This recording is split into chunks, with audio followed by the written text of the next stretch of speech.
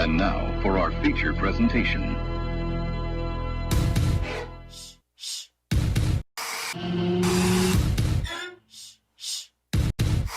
You're listening to the JB and Goldwater Show. Live, loud, and online.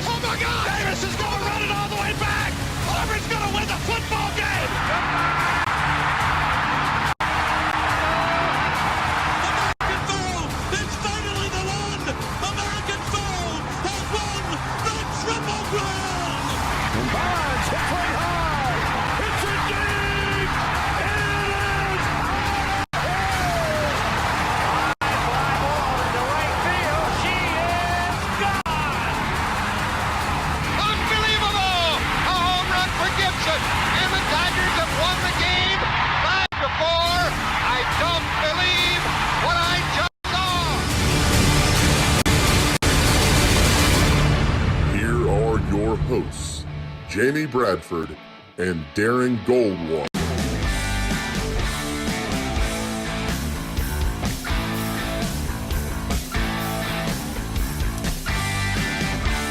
All right, greetings and a good afternoon and welcome aboard the JB and Goldwater Show live, loud, and online on this rainy Tuesday, July afternoon here in the low country of South Carolina. Back on the air, took a day off yesterday, but we'll roll right through the rest of the week, and we're happy that you are joining our program. Darren Goldwater, Jamie Bradford. Well, if you're watching on YouTube, Facebook, or Twitter, we're going to explain this mess that is his nose here in just a second.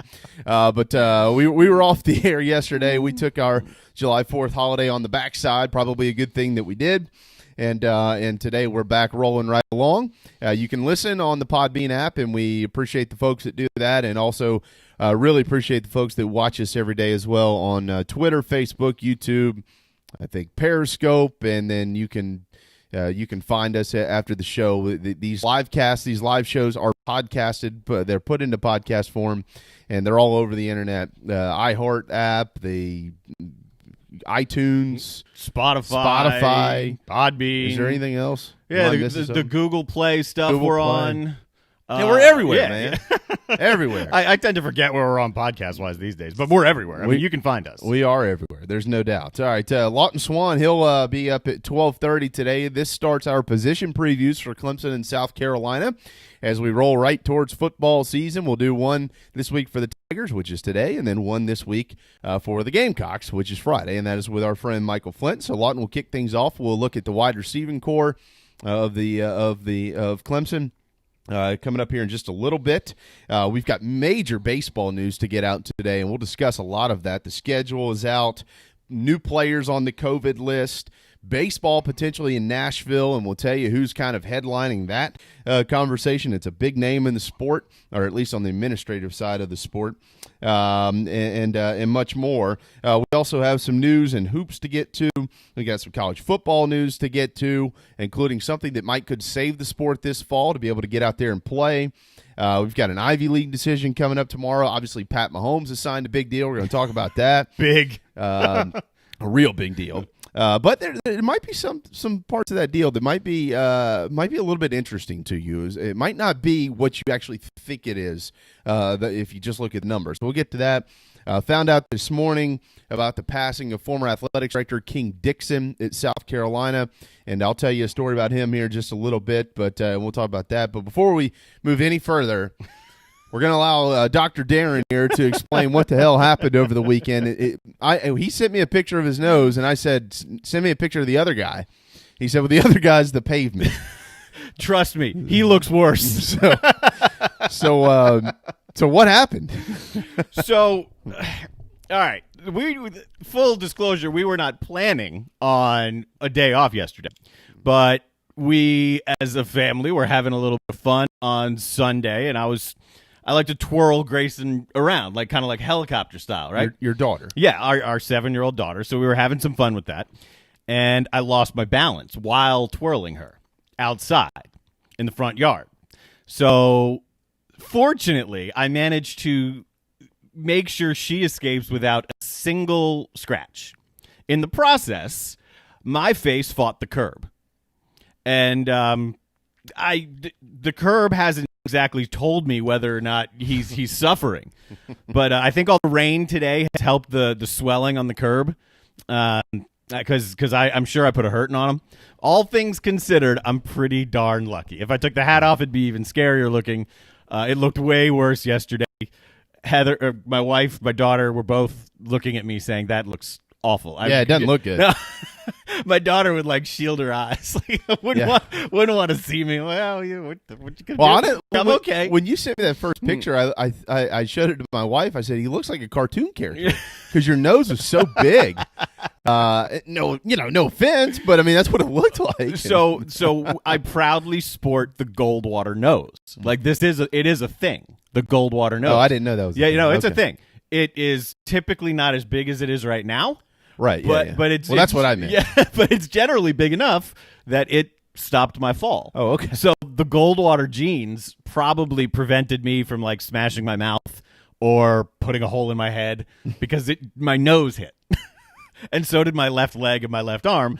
But our daughter's fine, and that's what matters. And so am I. That also, I guess, matters. But we're good. Well, we're just going to look like that. Luckily, I'm married. Not like I'm going out looking for someone, because that's probably not happening anytime soon. Yeah, my condolences to your nose. That is a awful bone to fall on. Oh, my gosh, man. It's so painful. I felt it.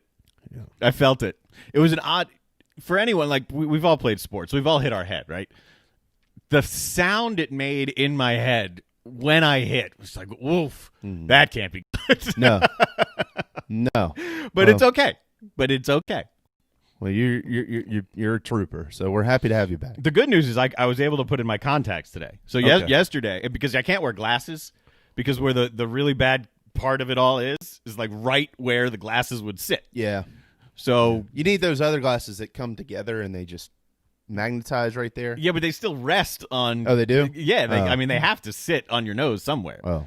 So no, but I'm good. I'm good. Rocking and rolling, looking like a dumb college kid. Yeah.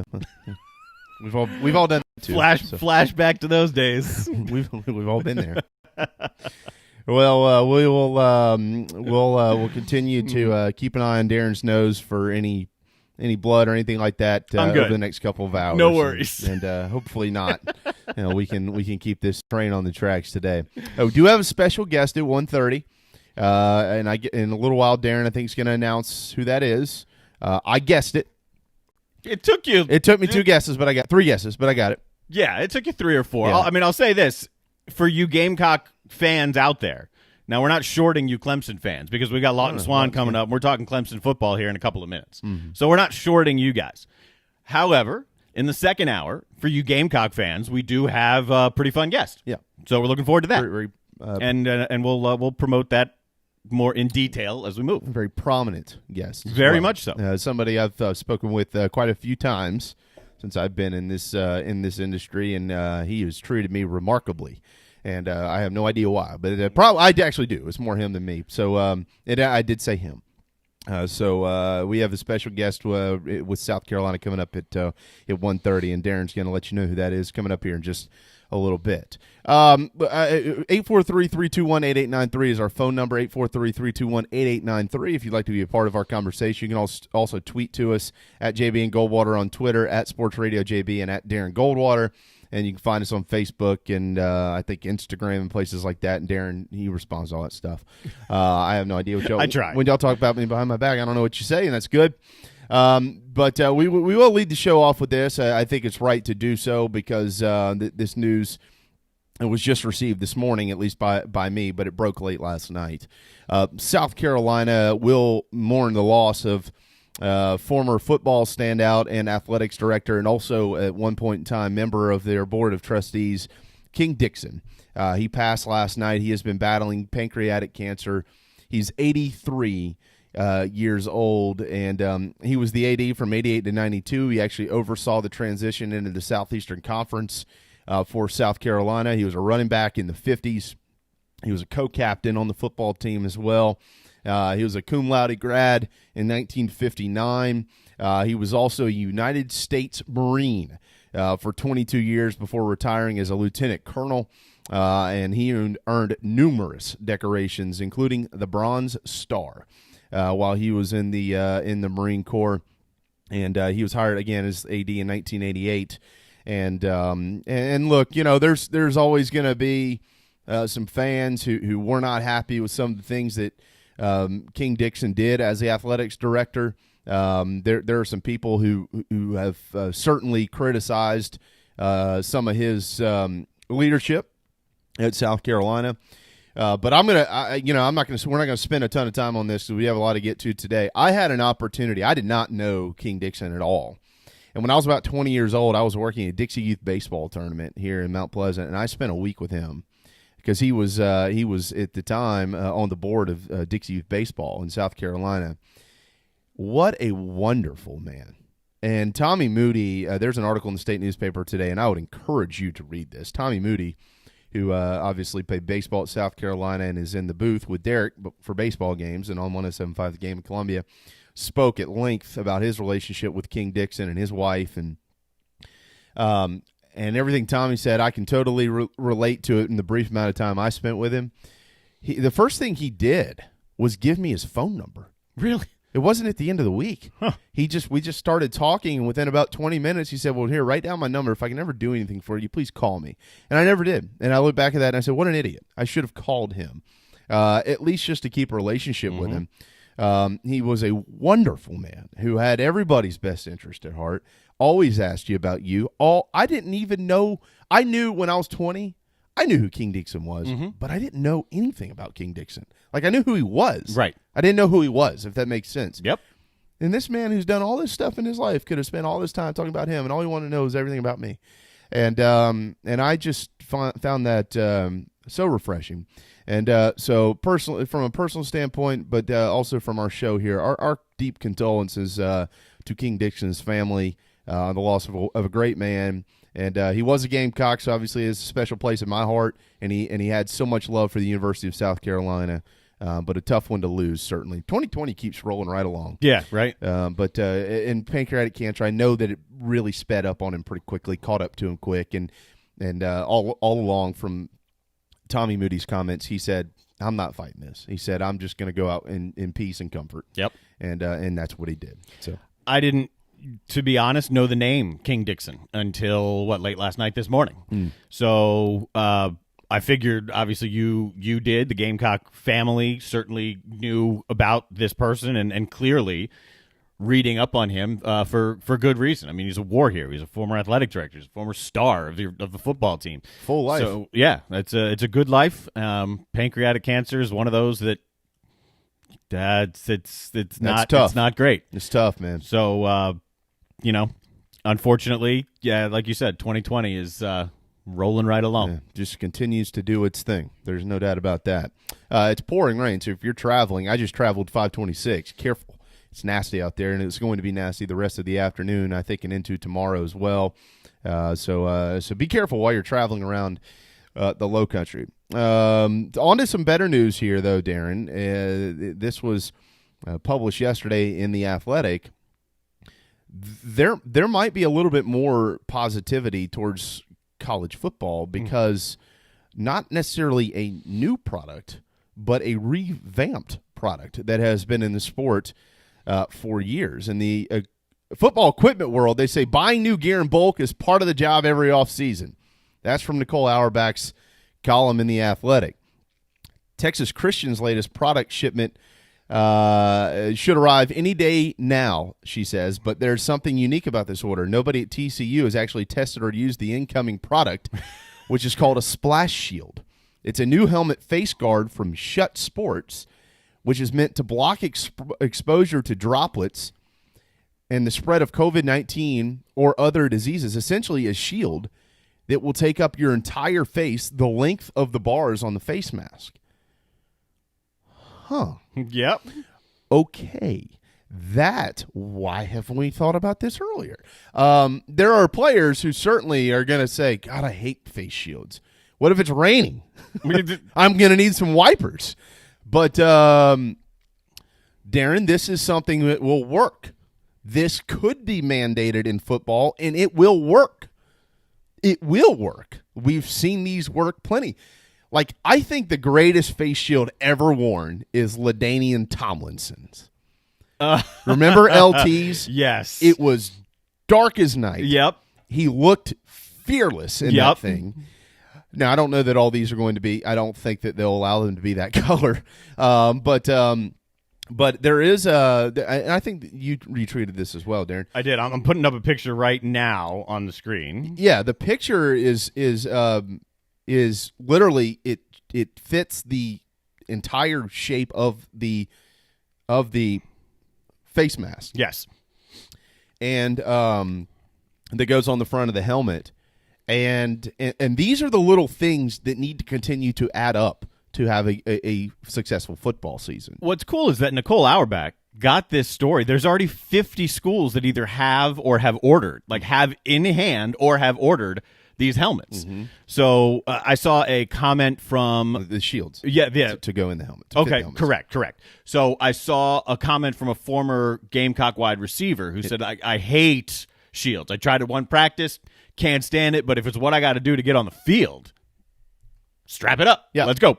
And I would imagine most football players would feel the exact same way. 100%. Anything to keep me safe, anything to get us on the field, let's go. But you won't find one. There's no way that you'll find one player, right, that says, I'm not going to wear that, therefore I'm not going to play. Yeah, I would agree. No, you can play if you put this on, no problem. Give it to me.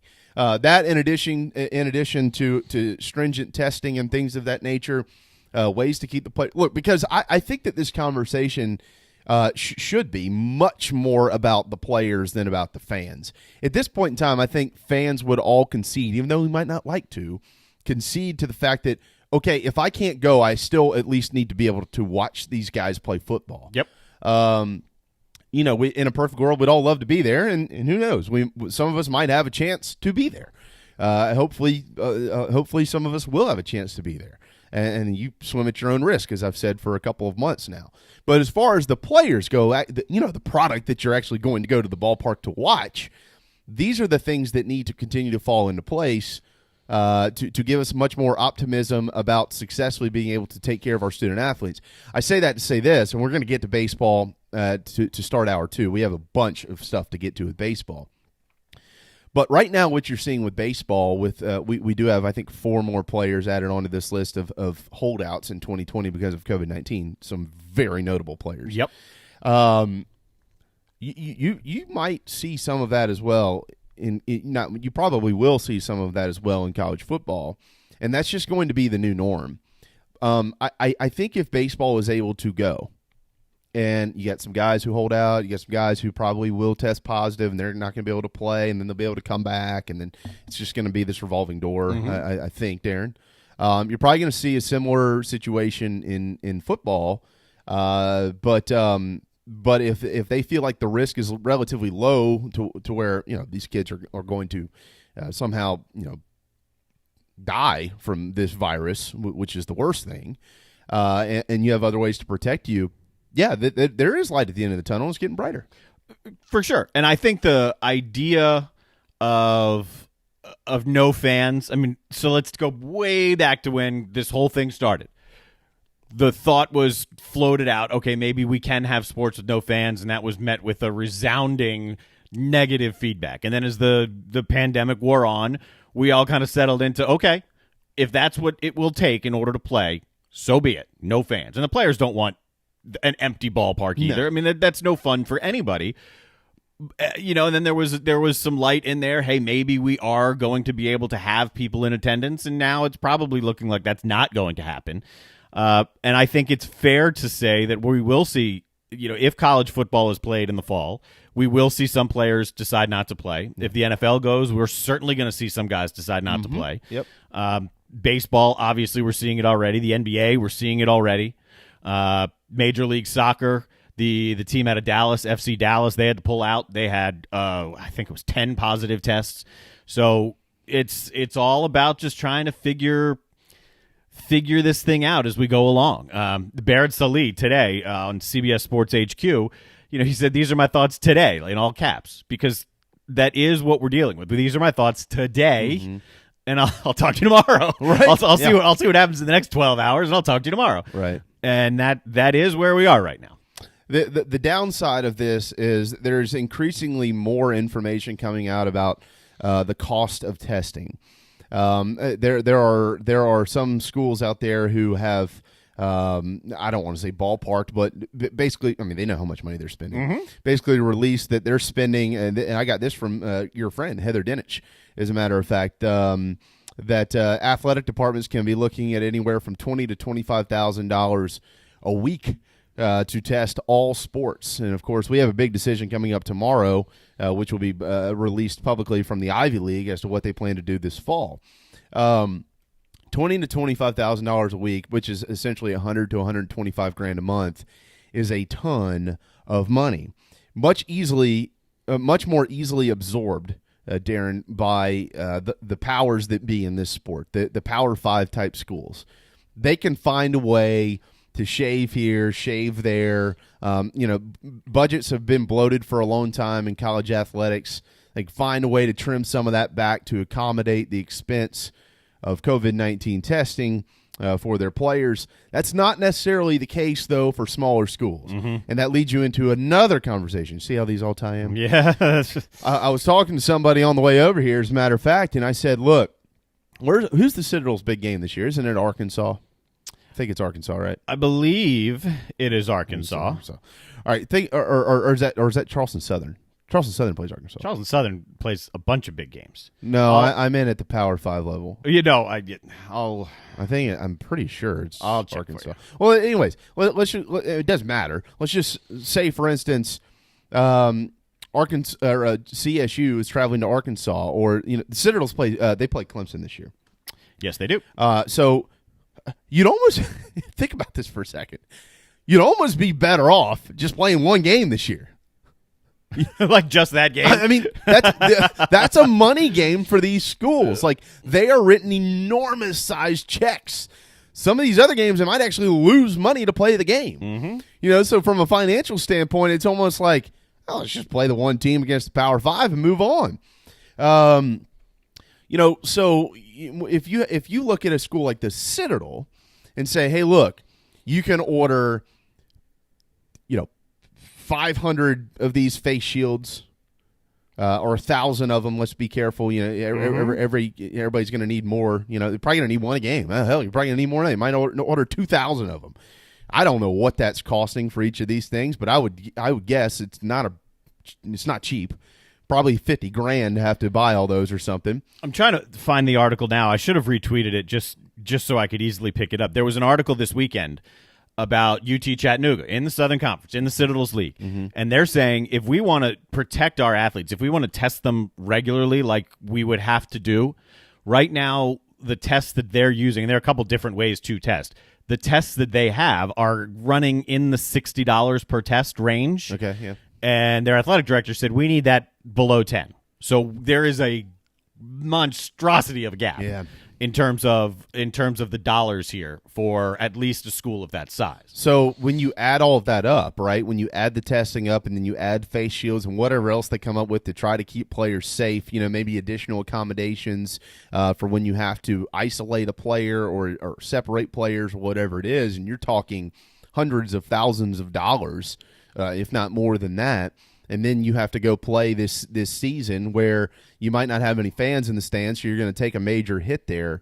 You have to you start to look at this and go, okay, black and red here is we're going to lose a bunch of money. Is that worth playing the season versus losing the season? What is that worth in the long run? You might not. You're going to lose a bunch of money either way, maybe. So it's kind of a damned if you do, damned if you don't. It's kind of like a pick your poison type thing, the way that at least I see a lot of this on the surface, as opposed to a Clemson or South Carolina or major schools like that who say, all right, so it's going to cost us $1 million to keep our athletes safe. We'll figure it out. We'll make the money back. And that's why there was an interesting back and forth. Yesterday, Tim Brando was a part of that back and forth. I saw him online about it. I saw Mike Wilbon on ESPN going in about it. Brando is focusing on the Power Five, or as he calls the Autonomous Five in general. Wilbon more on the Big Ten. He's a Northwestern grad. And how the response will be based on what the Ivy League decides to do tomorrow. Mm-hmm. And with all of the money that is at stake with these TV contracts, with economic impacts. I mean, I saw an article yesterday, a frightening one, down from LSU about Baton Rouge and the money that they could lose without a football season. Mm-hmm. So their point was, will the Ivy League really dictate what some of these other schools do? Will it be an immediate response, or will it be, hey, we're going to hold on here a little bit, and we can't just jump at what the Ivy League does, because, what's expected is that they'll push fall into the spring. We'll see. But all of this is related to that. It's dollars and cents. Can we right now afford to keep going this way? Do we think that it's worth it financially to keep going this way, and worth it from a safety standpoint, right, to at least keep pushing forward for a couple more weeks before we make a decision? Yeah. Which is what they're going to do. I think so. They're going to get to the end of July, early August, and they'll make a decision on this, and we'll know. But to your point, I'm not going to say everybody's situation is different, even though we know everybody's situation is different. But there are different lumps of situations. Yeah. This group, this group, this group, this group, this group. They're all in very similar financial situations. This group's fine. This group's, for the most part, fine. This part's pretty much fine. This part is they're really good. This part's good. Well, not so good. Trouble, not good. Yeah. There's probably 9 or 10 different economical categories out there for college athletics, where you could lump all these schools, basically give a rating 1 through 10 where their financial security is, and have them to accommodate additional expenses, and that's gonna. That's why it's just going to be a new normal of weird. And we're already seeing teams pull out of some contracts. We're already seeing some Patriot League teams say, we're not going to go make this trip. Western Michigan was going to play in the Diamond Head Basketball Classic. They're not going to go make that trip. So they have been replaced. I forget by who, but that's coming up in like November, December anyway. So we're already seeing that. And then what will happen, whether we have football or not, let's assume we have football, the schedules are going to be weird. Mm-hmm. There's probably going to be a time when teams have maybe 2 or 3 straight off weeks because certain teams aren't going to be able to play. Others are going to be able to play. And you might have that within a conference. The Pac-12 has talked about that again, raised that possibility again, that some schools may play and some schools might not. Right. So there's, we were in a stage for a long time of, hey, we've got time. We're kind of, I don't want to say we're out of time, but we're up against the wall now. Yeah. Like we're up against it right now. So now it is back to the hourly thing, day by day thing, and let's see where we go. Where we're going next is to Columbia, South Carolina. That is where Lawton Swan will join us. He is the owner of Clemson Sports Talk, which is on daily in that market. Also, ClemsonSportsTalk.com. It is our first of 8 weeks of position previews for the Clemson Tigers. South Carolina comes up later on this week with Michael Flint. Today, though, with Lawton, we'll talk about the Tigers' wide receivers and tight ends. Once again, they're all really good. Jerry Rice and such. But he's going to fill you in a whole lot more than we could. So if you hang tight, Lawton will join us here in just a second. Want to remind you, DB's Cheesesteaks, even in the rain, they are open. And even with the rain, it is still the best cheesesteak in Charleston. DB'sCheesesteaks.com is voted on by you, Charleston's choice winner for the 2020 most fantastic, delicious, best cheesesteak here in the Low Country. DB'sCheesesteaks.com. Don't forget the boardwalk fries. Try my favorite, which is the buffalo chicken cheesesteak. Maybe you take the kids and they're not big on the cheesesteaks yet. They have dynamic, big old fat hot dogs. They got great cheeseburgers with good buns, by the way. Yeah, that's important. Huge, bun is big, important. Big, it's a very underrated part of a cheeseburger. Or a steak, a cheesesteak. I know, I agree. and they have wonderful hoagies as well. But don't whatever you order, don't forget the boardwalk fries. They come with the Old Bay seasoning at DB's Cheesesteaks in Avondale and West Ashley, and they deliver from any app that you have. Let's go. All right, let's go to break. When we return, that's when Lawton Swan joins us on the JB and Goldwater Show. DB's Cheesesteaks, the tastiest, juiciest, and now award-winning cheesesteaks in the Low Country. DB's Cheesesteaks delivers, and not just in quality. Download DoorDash, Uber Eats, or your delivery app of choice and have it dropped off at your doorstep. Original chicken, buffalo chicken, even pizza cheesesteaks, not to mention incredible cheeseburgers, of hot dogs, and dynamite hoagies. It's all there for you and your family. DB's Cheesesteaks in West Ashley. dbscheesesteaks.com. At Patriots Point Naval and Maritime Museum, families walk in the footsteps of our nation's heroes, the brave ones who risked their lives to defend our way of life. Home to the aircraft carrier USS Yorktown, USS Laffey, and the USS Clamagore, there's more than 1 million square feet of exhibit space to roam. White Glove certified, we have several new health safety measures in place to enhance the visitor experience. Come for the day and leave feeling inspired. One of the most impressive museums in the country, located right here in Mount Pleasant. Visit patriotspoint.org for more. We'll see you soon. This is Scott Glaze, head golf professional at the Links at Stono Ferry, located on the outskirts of Charleston, South Carolina. I'm inviting you to tee it up on one of the most scenic and challenging courses in the Low Country. Our back nine is highlighted with 3 holes that border the Intercoastal Waterway. Visit stonoferrygolf.com to book tee times and discover all that Stono Ferry has to offer. The Links at Stono Ferry is a former South Carolina Golf Course of the Year and is also home to the College of Charleston men's and women's golf teams. Come see us. We would love to have you. stonoferrygolf.com. This is Clemson baseball coach Monty Lee, and you're listening to JB and Goldwater. Go Tigers. Let me see what you can do. JB and Darren on the JB and Goldwater Show. And that's just how we do it. Live, loud, and online.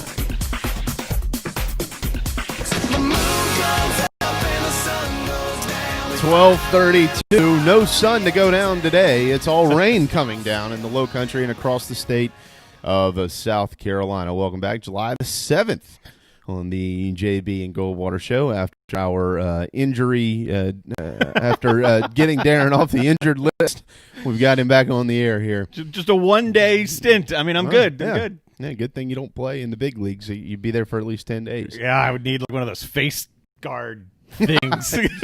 I can't stand when I see guys wearing those things. All right, Lawton Swan does not wear one. He doesn't need one. He is a very talented individual who is the owner of Clemson Sports Talk. He's on the air every day in Columbia. You can always find him at clemsonsportstalk.com. He's one of the most well-versed gentlemen I know in the whole world that can tell you anything and everything you could ever want to know about Clemson athletics. What's up, brother? Hey, guys. Good. How are y'all? Whoa. Great. This is quality audio. You think this guy's done this before? I mean, check out the video too. I mean, he's got his old mic right there. Look at that. Headphones. Dude, you sound good, man. Rookie operation, fellas. He's been doing this a lot longer than we have. How are you and your family, my friend? I'm good, man. We're actually in the Low Country at Fripp Island, so I'm doing my show remote. So just kind of enjoying that and getting set to head back a little bit later. But, yeah, you're right. It's been a rainy day for sure, but the past couple of days have been beautiful. Doesn't even travel without the headset and the mic. That's awesome. That's a pro. That is a pro's pro. If you could have seen what I needed in before the modern technology to travel, I needed a separate vehicle to carry all that I stuff. bet Now, you did. And you could just roll with the stuff it packs in a book bag. So we're good to go. Oh, there's no question. Good choice, by the way. When I was a kid, my mom used to take us to Fripp a lot. It is like one of the unknown gyms in South Carolina. It's a great place. Yeah, my dad had a place down here for probably 10 or 15 years, and I met my sister. She's got a place, so it's nice to be able to come down here and just get away and really have a good time. It's it's quaint because there's so much marshland. It's not overdeveloped, and so we really like it for the kids. No doubt about that. A lot of kids really like Clemson these days. You can tell when Jerry Rice and Walter Payton, all these guys rejuvenize their careers by committing to play for the Tigers. So this starts an 8-part series as we roll into football season that Lawton, I know you share my enthusiasm. We will play. Lawton will join us each week, and we'll preview a different position group for Clemson football. And this week we're going to start with I think it's unfair when people do this, Lawton, but if there is a position group that has been criticized a little bit in the offseason, it's been the wide receiving core, and most notably because T. Higgins and Justin Ross, their top two wide receivers last year, will not be returning. But that doesn't mean that they're lacking talent at all. A group of tight ends and wideouts that feature 14, I think if I have that number correct, freshmen and sophomores, so a lot of youth, but they also have a ton of experience.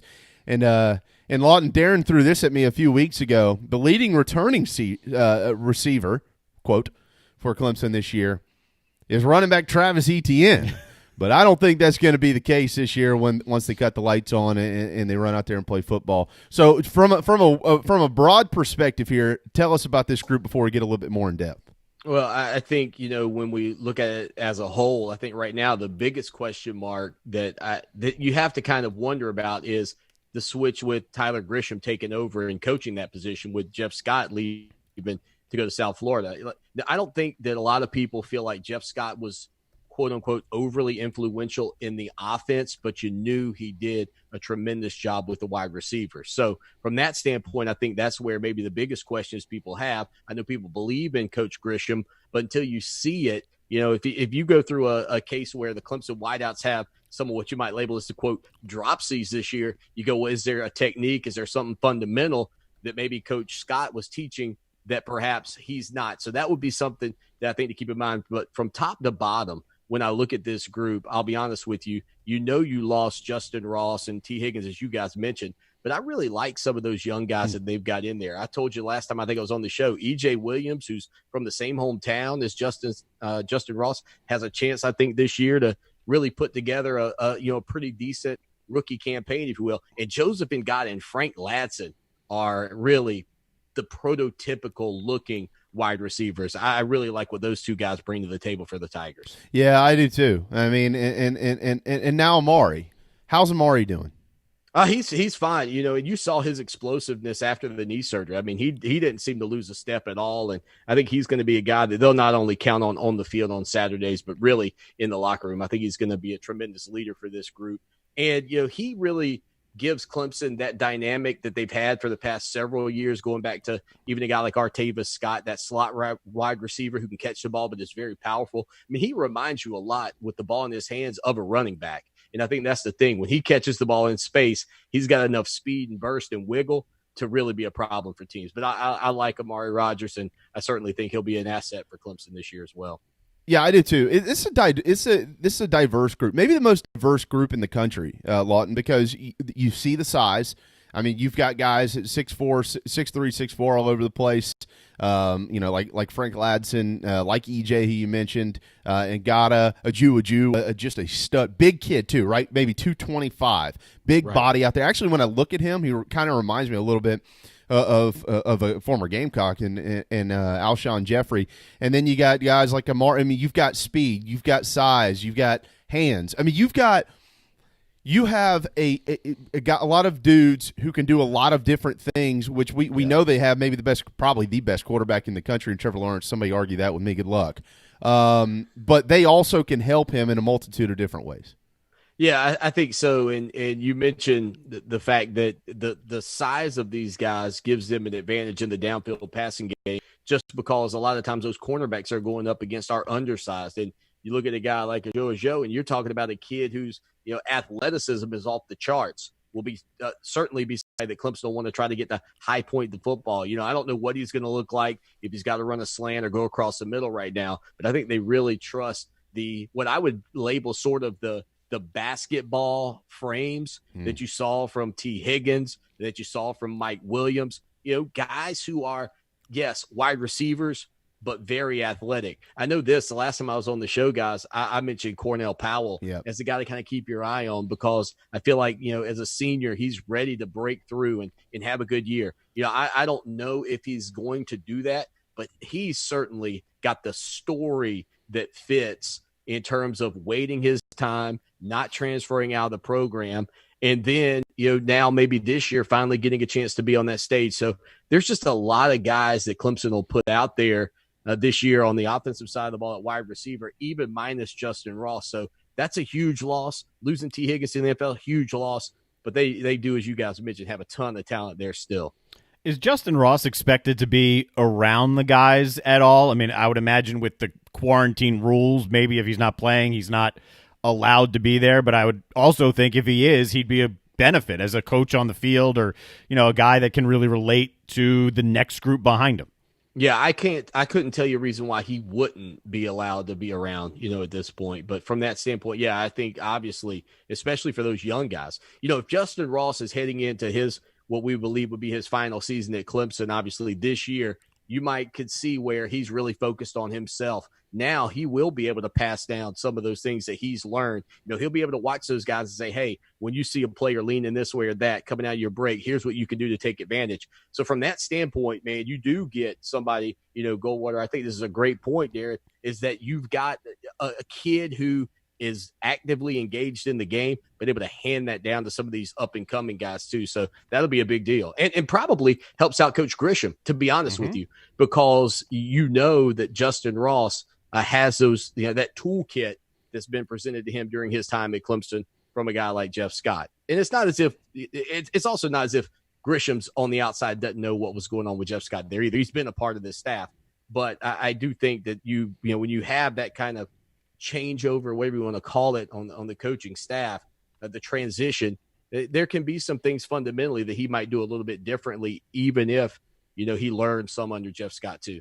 On Twitter at Clemson Sports, Lawton Swan joining us actually from Fripp Island this week. Good for him, on vacation, unlike us. Well, Darren tried to go on vacation. He fell over to try to force a vacation, but it didn't work. It's not, look, trust me, sitting on the couch not being able to like move or see is not a fun vacation. Is there, you know, with all the big names that have been in this wide receiver core over the last, say, 5 or 6 years, the legend still lives in a guy like Hunter Renfrow. Is there a Hunter Renfrow on this football team? Maybe Brandon Spector. You know, I kind of think that people feel like he's got a chance to be. And it's funny because Grisham was that, right? I mean, Tyler Grisham was number 16 and sort of that white wide receiver for Clemson. And then you had Adam Humphries who did the same thing. And then you had Hunter Renfrow. And now you got Brandon Spector. I think he's the guy that people are looking to be maybe a quote-unquote possession receiver for this group.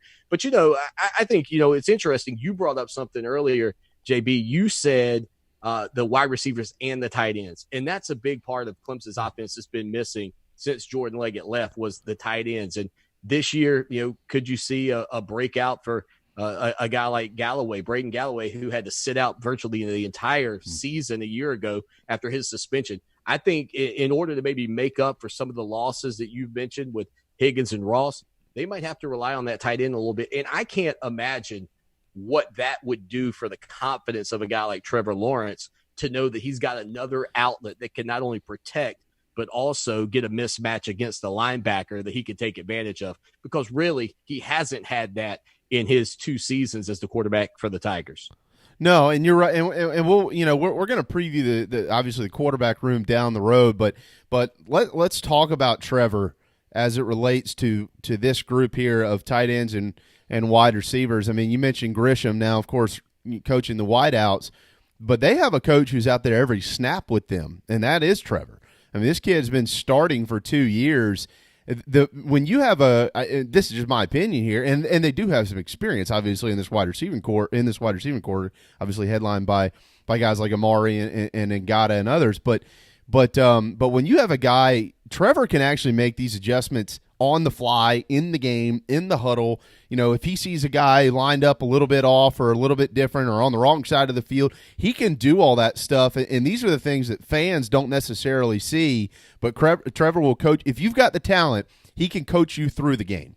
That's what I think is probably scariest about him. And look, you can't put this kid on the same level as some of the greatest quarterbacks to ever play the game, obviously professionally, but he, to me, commands the offense similarly to what I feel like I see in Tom Brady when he's playing. Not saying that he is Tom Brady, just saying understanding what's happening around him and how to best take advantage of what's going on.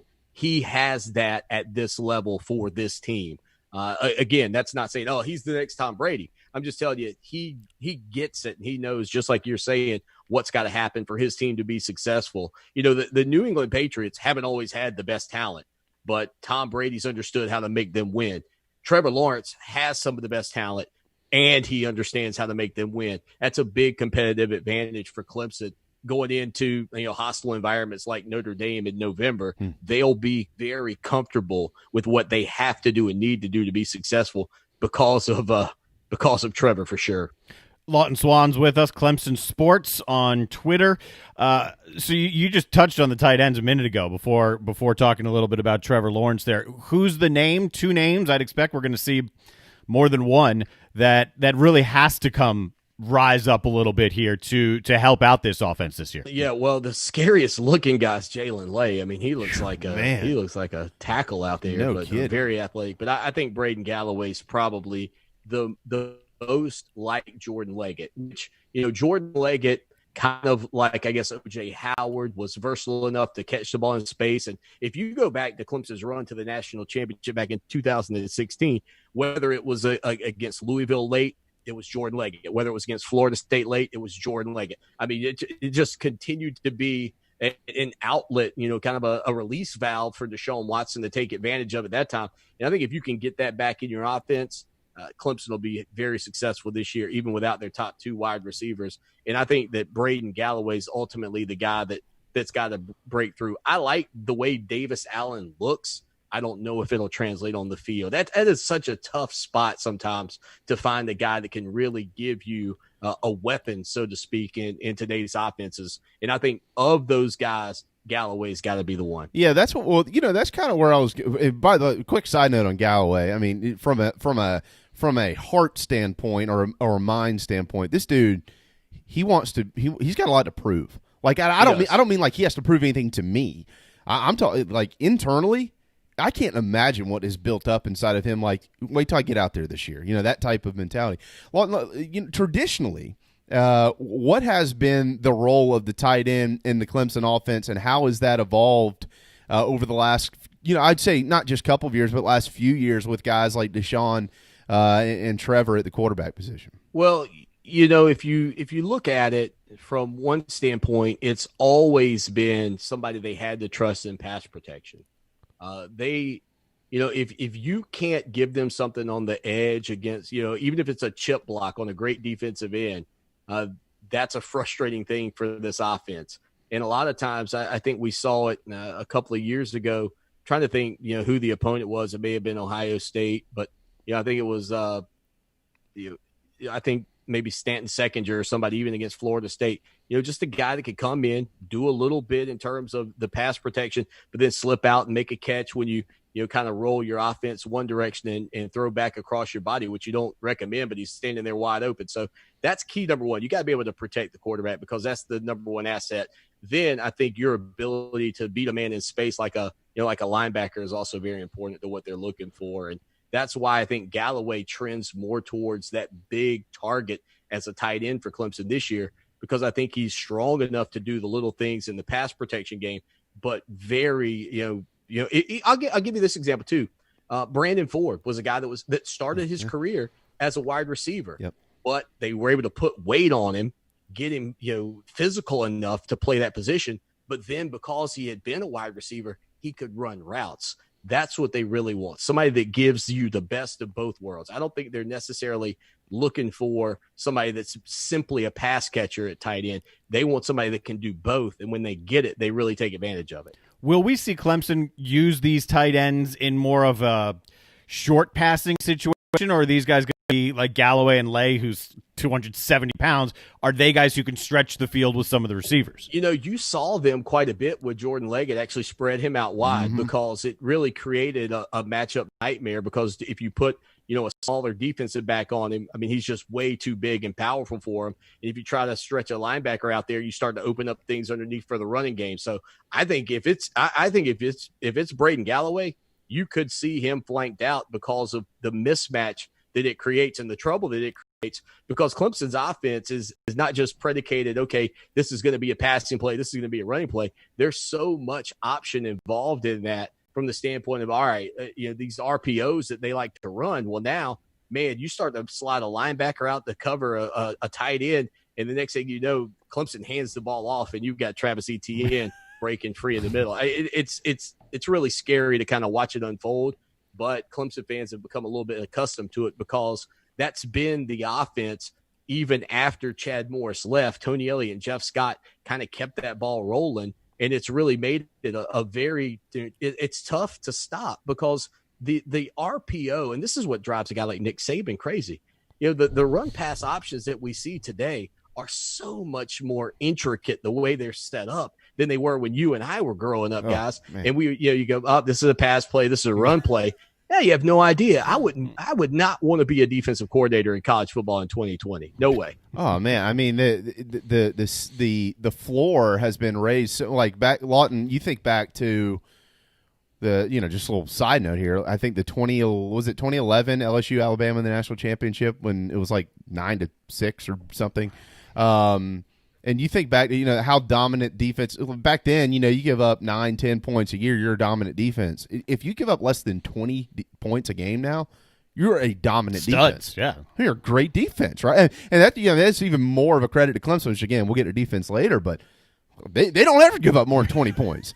I mean, but then, then again, when you've got, 16 refrigerator Perrys and 98 Clownies and all those other guys that are standing on that side of the ball. All right, so from real quick here, one more note on this wide receiving core of these guys, and I do want to get a little bit more into Amari on this because of his injury history, but of this group of guys, Agata, a JoJo, whoever it may be, who might we see on special teams this year, returning kicks, returning putts? Who is most dangerous back there? I know Amari obviously has done plenty of this in his career, but with what he's gone through from an injury standpoint, how involved will he be? Well, I think in the punt return game, I think he's a valuable asset because he's accustomed to catching that football, and that's why I don't think you see Travis Etienne out there in the punt return game. The kick return game, you bring that up. I'm looking at Ngata and wondering if he gets a little bit more involved because he's got great top end speed. He did it a couple of times this past season.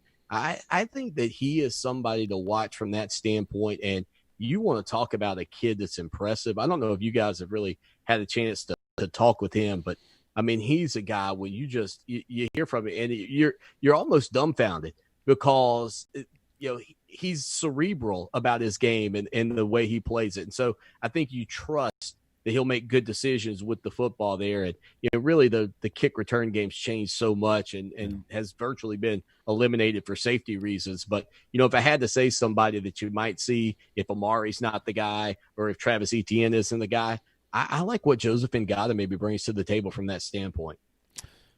Go ahead. I was going to totally switch gears to throw Jamie off, really. I was going to ask about Etienne's brother because he just commits, right? So is he a junior, a rising junior, or is he a rising senior?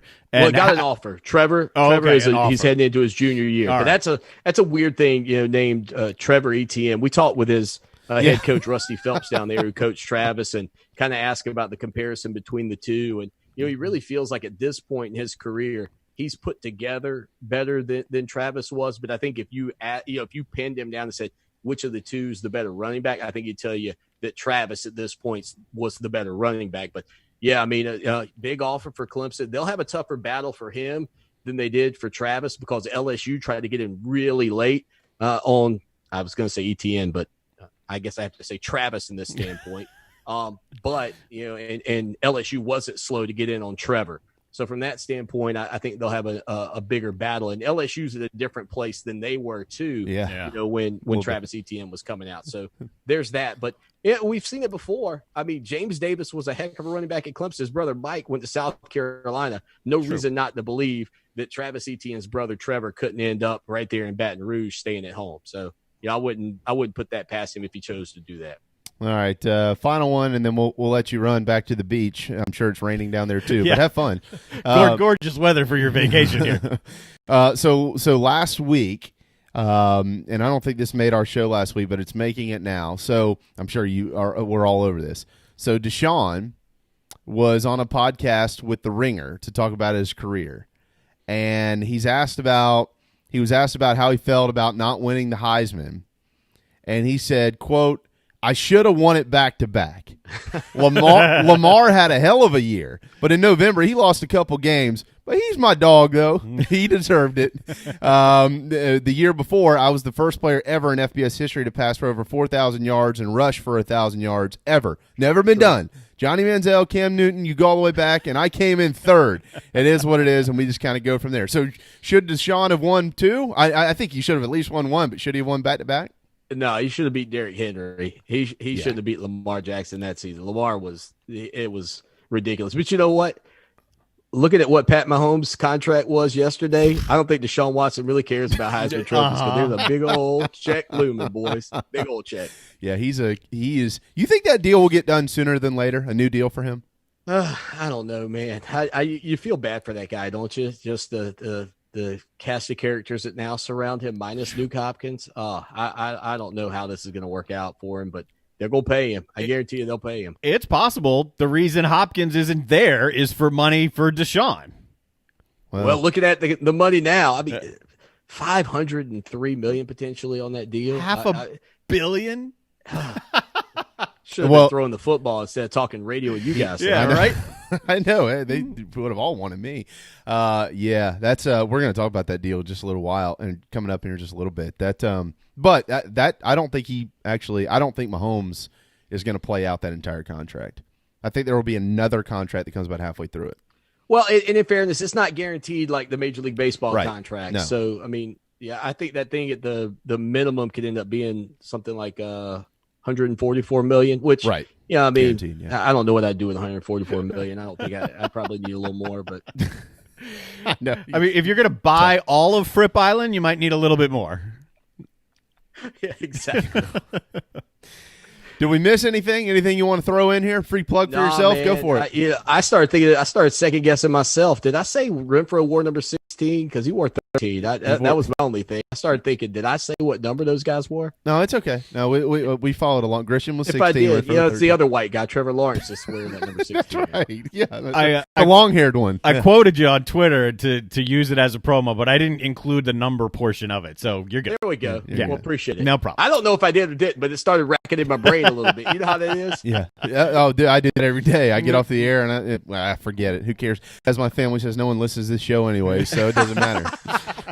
So, Lawton, have a great trip. Clemson Sports Talk. Are you on the air this week, or are you taking the week off? Yeah, I am. I am. I was actually doing the show now, actually. Well, in the midst. I got about 3 segments left. So you got about 3 hours to get ready to go. Yeah, rocking and rolling, bro. There you go. Every day, 4 o'clock in the Midlands. ClemsonSportsTalk.com. Find out all about it, and of course, follow him on Twitter at Clemson. I like this. Sports. I like the Zoom stuff, guys. It's much more intimate than my typical radio spots. That's what we're trying for. I mean, we're trying to make it look. Someone said to me, they're like, "Wow, where's your studio?" So, well, it's upstairs in my house. No. We can't tell you that. So I mean, undisclosed lookout. But I had to show them, like, we're looking at my phone as the camera. If you look a foot past the phone, you see a 7-year-old daughter's play area, which is quite the studio setup, let me tell you. Well, when I was growing up, all the great wrestlers were from parts unknown. So that's where you guys are. That's right. That's exactly parts unknown. I like that. Well, thank you. We'll do it again next week. We'll go to the defensive side of the football next week. I haven't decided what yet, but I'll let you know. All right, man. Y'all keep it up. The great work. I appreciate it. You and your family have a wonderful trip in Fripp, man. I'm happy you're down there enjoying yourself for a few days. That's great. Yes, sir. We're trying. All right, brother. Talk soon. Thanks.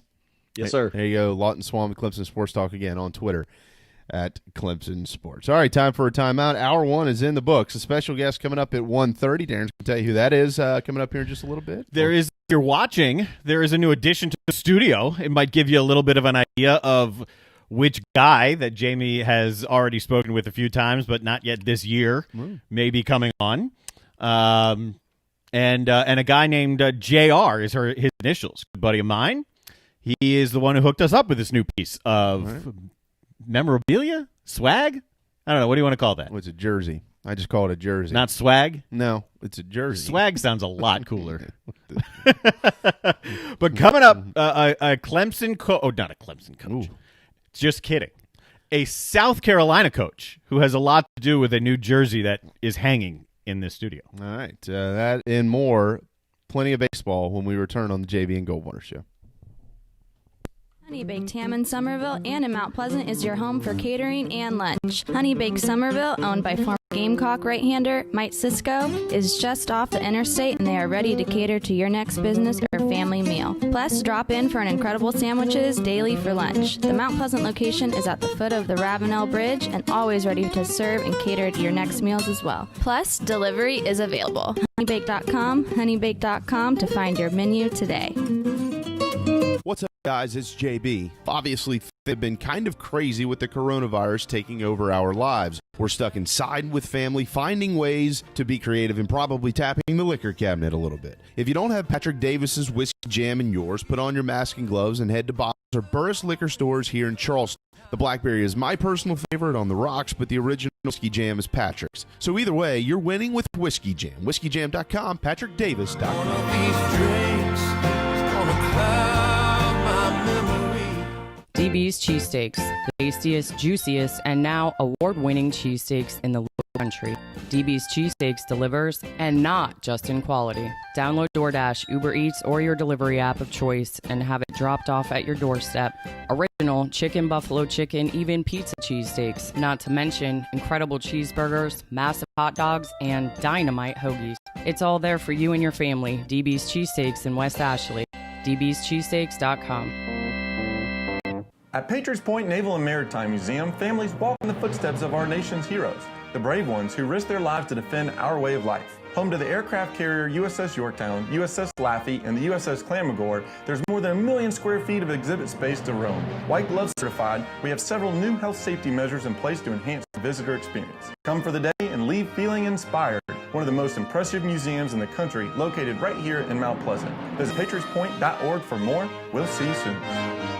Hi, I'm Chris Half, Public Information Officer at the Patriots Point Naval and Maritime Museum. We're home of the mighty USS Yorktown, USS Laffey, Clamagore, and Vietnam experience. And we're a proud partner of the JB and Goldwater Show. We invite you and your family to come see us and enjoy a day on Charleston Harbor. Visit patriotspoint.org for more information. And now, it is my honor to present the National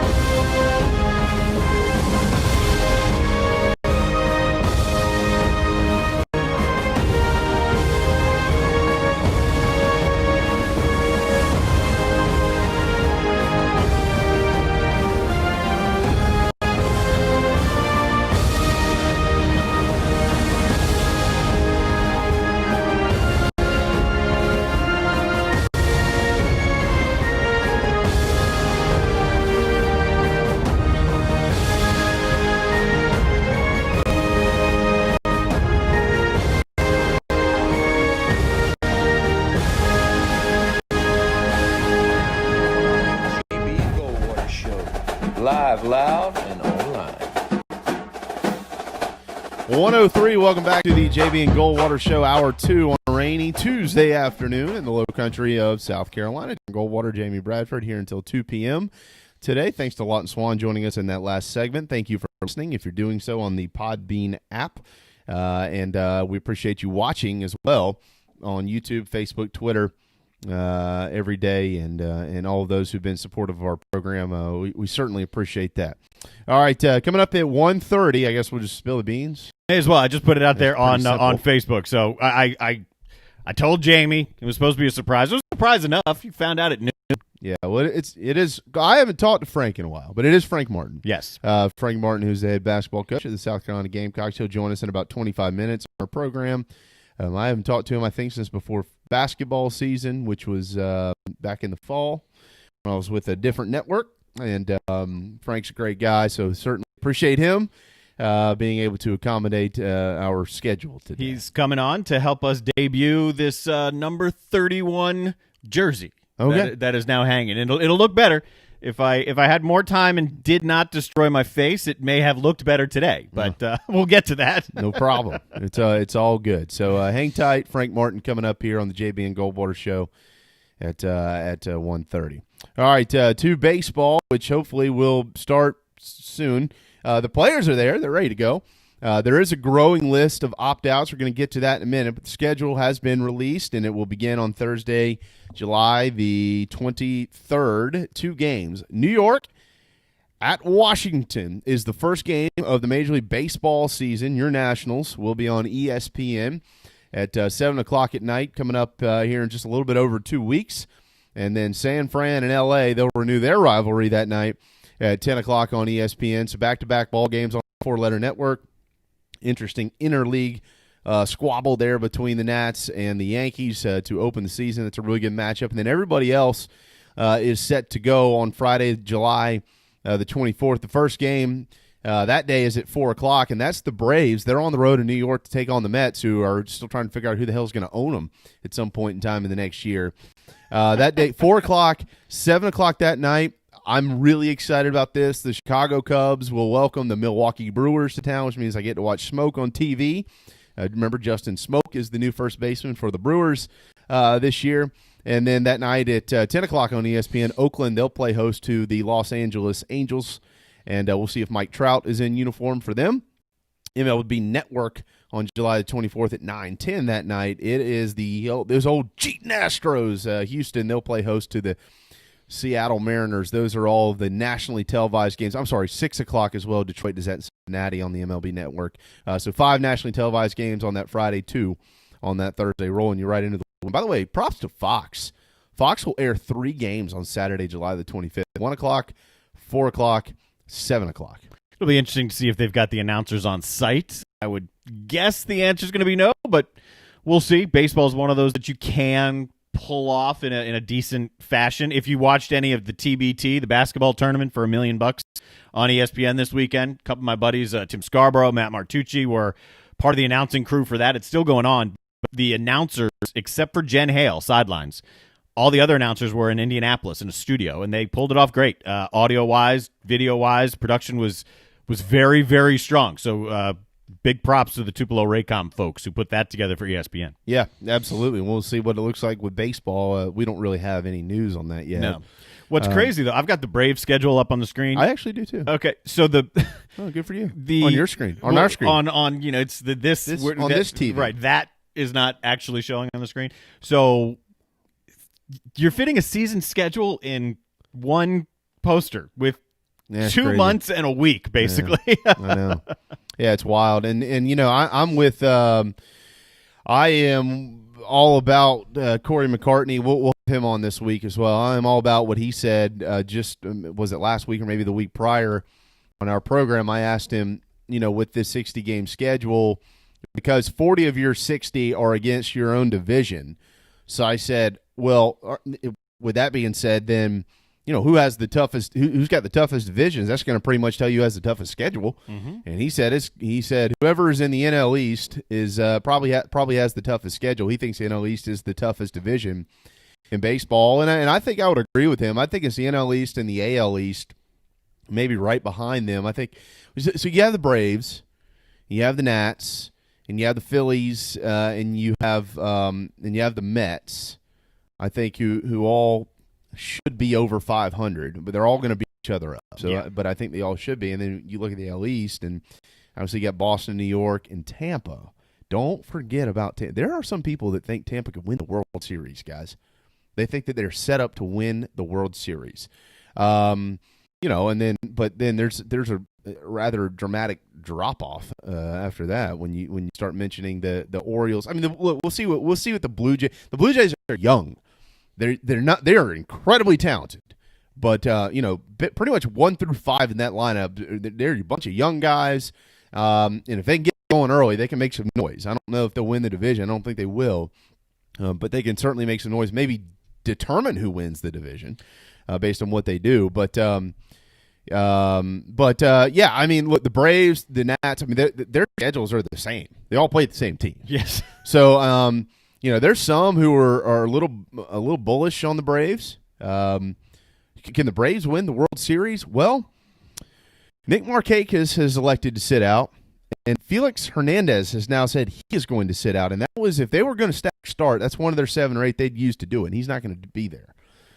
That's a bigger hit to me than Markakis because the DH is in play, and you've got Marcell Ozuna now who will be in the lineup every day for Atlanta. So, whew, man. Do you think, though, in the East, it's between the Nats and the Braves to win this division? The Braves won it last year, but the Nats won the World Series. It should be between the two of them. And the interesting part about the whole divisional matchups, AL, NL, East versus East, like you said, the schedules are, I think, for those guys, it's about as challenging as you can find because of the strength of the NL East.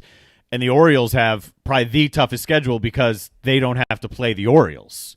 And they're going through the AL and the NL East, but everyone else at least gets some of the Orioles. Like the Nationals schedule, as tough as it is, and it's the same with the Braves, I would imagine, it's actually easier because a larger percentage of their games are against the Orioles than against other teams that would be above 500, contending, and the Orioles clearly will not be that.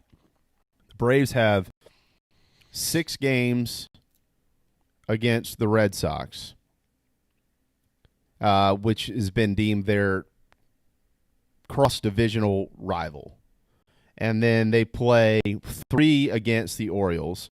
They play 4 against Tampa, 4 against New York, and 3 against Toronto.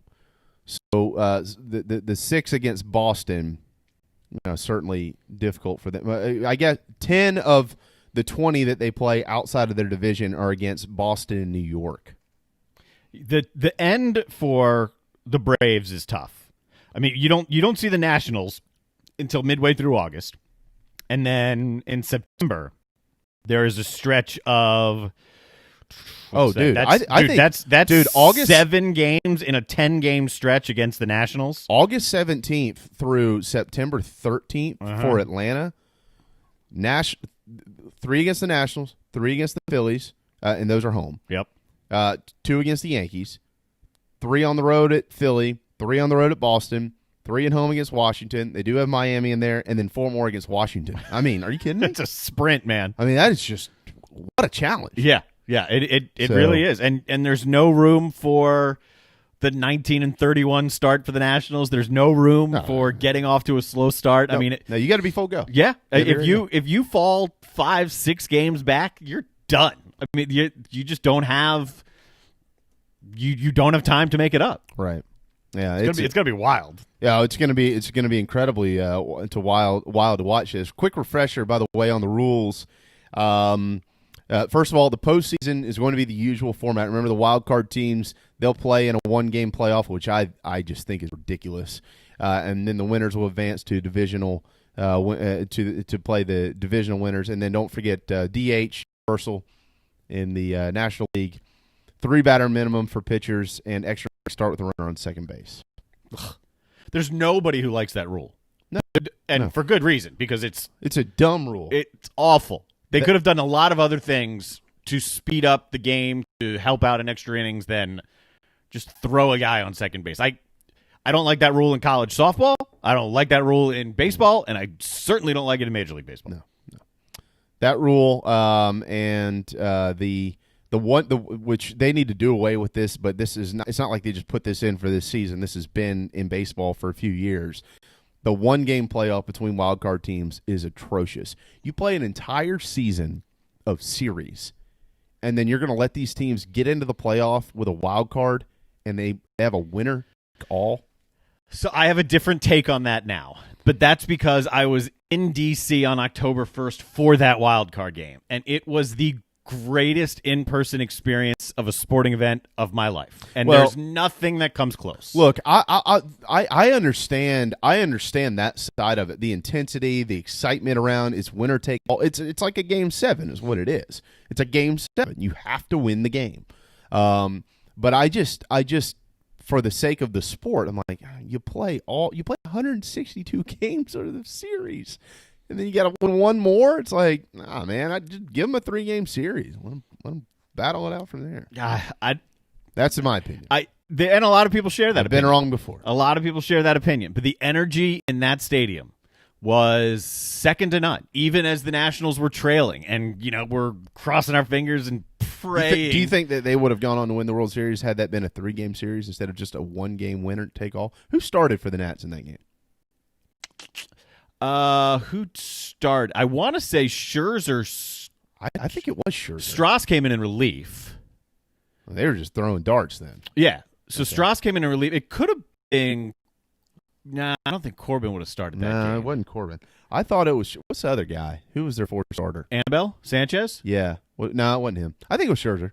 I have to go back and look, but I think it was. Yeah, I mean, I was there. You'd think I'd know. But I remember Strauss so well because the Strasburg, the time he came in, Marlins man was at the game. Yeah. So the seats I had, for anyone who doesn't know, I got really lucky. A good buddy of mine has seats down in the Delta Club, which are like the first 6 or 8 rows right behind home plate. So I'm one who, if I see an open seat, I'm going to go take it. So I met Marlins man prior, and then I started pacing around the area because we were losing, and lo and behold, here comes Strauss, and Marlins man's not in his seat. So I went down and sat in Marlins man's seat. I was sitting on the wall right behind the catcher as Strasburg threw the first inning of his relief. It was fantastic. Really? Yeah, it was awesome. It's tremendous. You were in, and then Marlins man came back and said, "You got to move." I was like, "Oh, that's fair." he kicked you out. Yeah, that's fine. I mean, I don't know where he went. Maybe he went to get a beer or the bathroom. I don't know, but he missed half an inning. And I sat in his seat. Strasburg. It was a 4-3 win. Strasburg got the win in that game. I know that. I'm actually trying to pull up. Woodruff started for Milwaukee. I remember that. Yeah, it was Scherzer. It was Scherzer. And Scherzer threw well. 5 innings, 4 hits, 3 runs. But he wasn't sharp. No, he wasn't sharp. Yeah. He got him to the 5th, and they had a chance to win the game. And obviously, they would go on to win. They were losing 3-1, but of course they scored those 3 in the 8th, and they won the game. Here's the list that's run by 4. Since the last time we read this list, I already mentioned 2 from Atlanta: Nick Markakis and King Felix Hernandez. Both have decided to sit out the year over concerns with COVID-19. Giants righty Tyson Ross. He is going to sit out the year. Of course, he's the brother of Joe Ross with the Nationals. So the Ross family is elected to sit out the 2020 baseball season. And then, when you look at this list, you can argue that maybe I'm not going to argue. This is the biggest name that said he's going to sit out. It's lefty David Price with the Dodgers.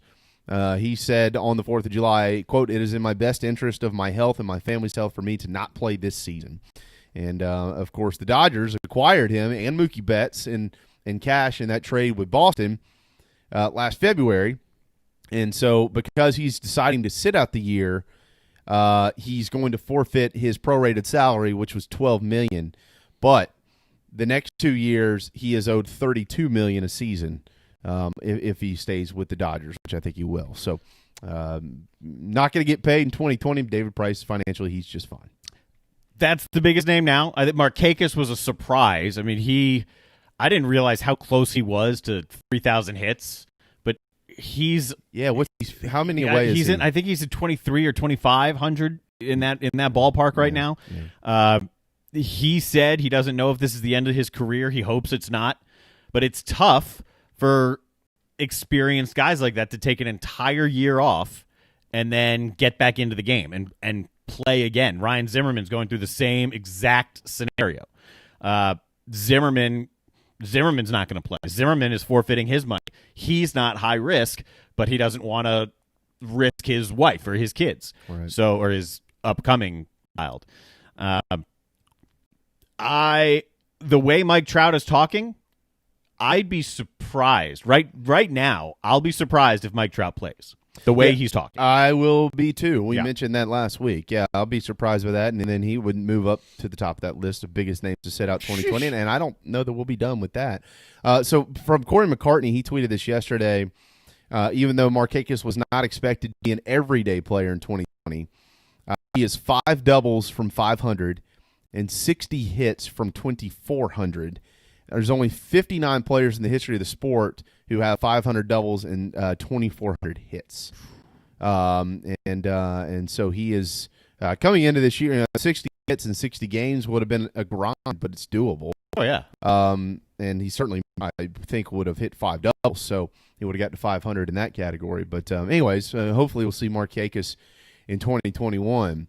All right, also in the sport, I did catch wind of some news yesterday that Dave Dombrowski, who's the former general manager of the Boston Red Sox, amongst other roles he has played in the big leagues, one of the better-known names in the business side of the sport, he is moving to Nashville. This was first tweeted yesterday by Bob Nightingale, who covers Major League Baseball with USA Today. He is moving to Nashville, and he is joining Music City Baseball, LLC, in an attempt to bring Major League Baseball to the city. And Nashville is hoping to land an expansion franchise or have an existing team relocate to the center of the country music universe. I've talked about this before. I've had in-depth conversations in my former role in sports radio about if you were to expand, where is best to expand.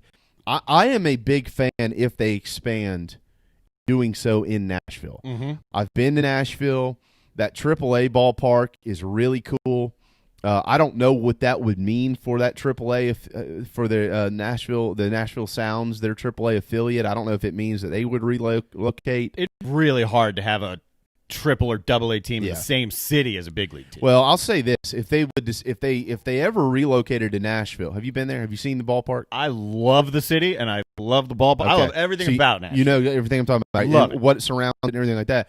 If they were to relocate a team to Nashville, and they're able to take that ballpark and essentially have to go up to accommodate more fans at the big league level, you would have a gold mine of an atmosphere because of where the Sounds ballpark is located in Nashville. A couple breweries right there and all the bars and everything. Now, from a TV perspective, the Braves probably aren't happy about this, and they probably fight it tooth and nail because they are in that market. Yep.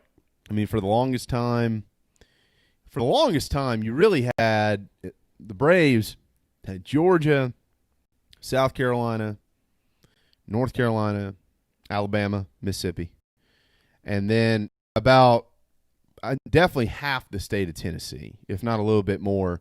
And then the western half, which is more Nashville, you'd have a big Braves following, right? But you'd also have like Cincinnati and Cleveland and a lot of the West teams kind of capitalize on that. But a new market in Nashville would expand that footprint out a little, so it would overlap Atlanta's amongst others. TV dollars are going to be important if they expand where they expand. Nashville is doing a strong push to increase their sports. Obviously, they have professional hockey. They have professional football. They now have an MLS team. I believe that's a done deal. That Nashville has gotten their Major League Soccer team. And baseball's next on the list. Nashville, I've said this from the first time I went to Nashville, that if I leave Charleston ever, Nashville is easily a top 5 and probably a top 3, if not 2, destination of where I'd want to go. I love Nashville and the feel of Nashville. It's just a great place with good people. It's you're absolutely right, and you're not the first person to say that. No. If you've ever been to Nashville, you realize quickly that a lot of folks have figured out how neat it is around there. It is cool. I mean, but you can't just go to Nashville. You have to bring 2 different markets in, and I don't know if Nashville would fall into an American League or national into the American League or the National League. Portland has been mentioned. They've talked about bringing baseball back to Montreal, Vegas. Vegas is making a push. Vegas is making a push. So, I mean, if it was me, look, I think the way that I see this in a perfect world, if you're like, okay, baseball wants to grow the brand, well, there's no 2 towns better to do that in than Nashville and Vegas as what's left out there. I've heard people say Charlotte, but that's not going to happen. I don't think so. No, it's not going to happen. The footprint isn't big enough for baseball right now. So I don't know, Darren. I don't know. I just let me ask you this. Not to interrupt you, but let me ask, if you're a Braves fan, and I know you're not a Braves, you're a Nationals fan, but let's just say that your Nats were located where Atlanta is. Yes. Would all of a sudden you just stop watching the Nationals because Nashville's there? I mean, so no. What would? I mean, I know I get how it works. So I know the background of this. I'll go two ways with this. Growing up, I was going to Orioles games because the Nationals didn't exist. I was a National League fan. So when the Nationals came into existence, it wasn't hard for me to say, okay, I'm going to switch my allegiance and be a Nationals fan. What the biggest impact would be for the Braves fans in the Nashville, Chattanooga, and that Tennessee market, they would then have to spend the money to buy MLB TV. Right? You would have to do that if you want to watch all of the Braves games, even though you're probably still getting a whole bunch of Sports South. You're probably still getting a bunch of Braves games anyway. Absolutely. While you're down there. So, and then if you're a Braves fan, it also gives you another easy-ish trip.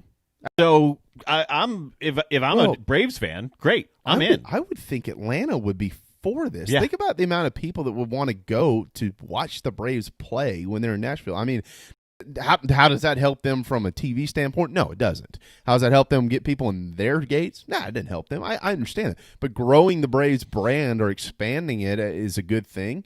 So you might not be directly correlating it, but it will correlate in other ways. Yeah. So I'm with you, man.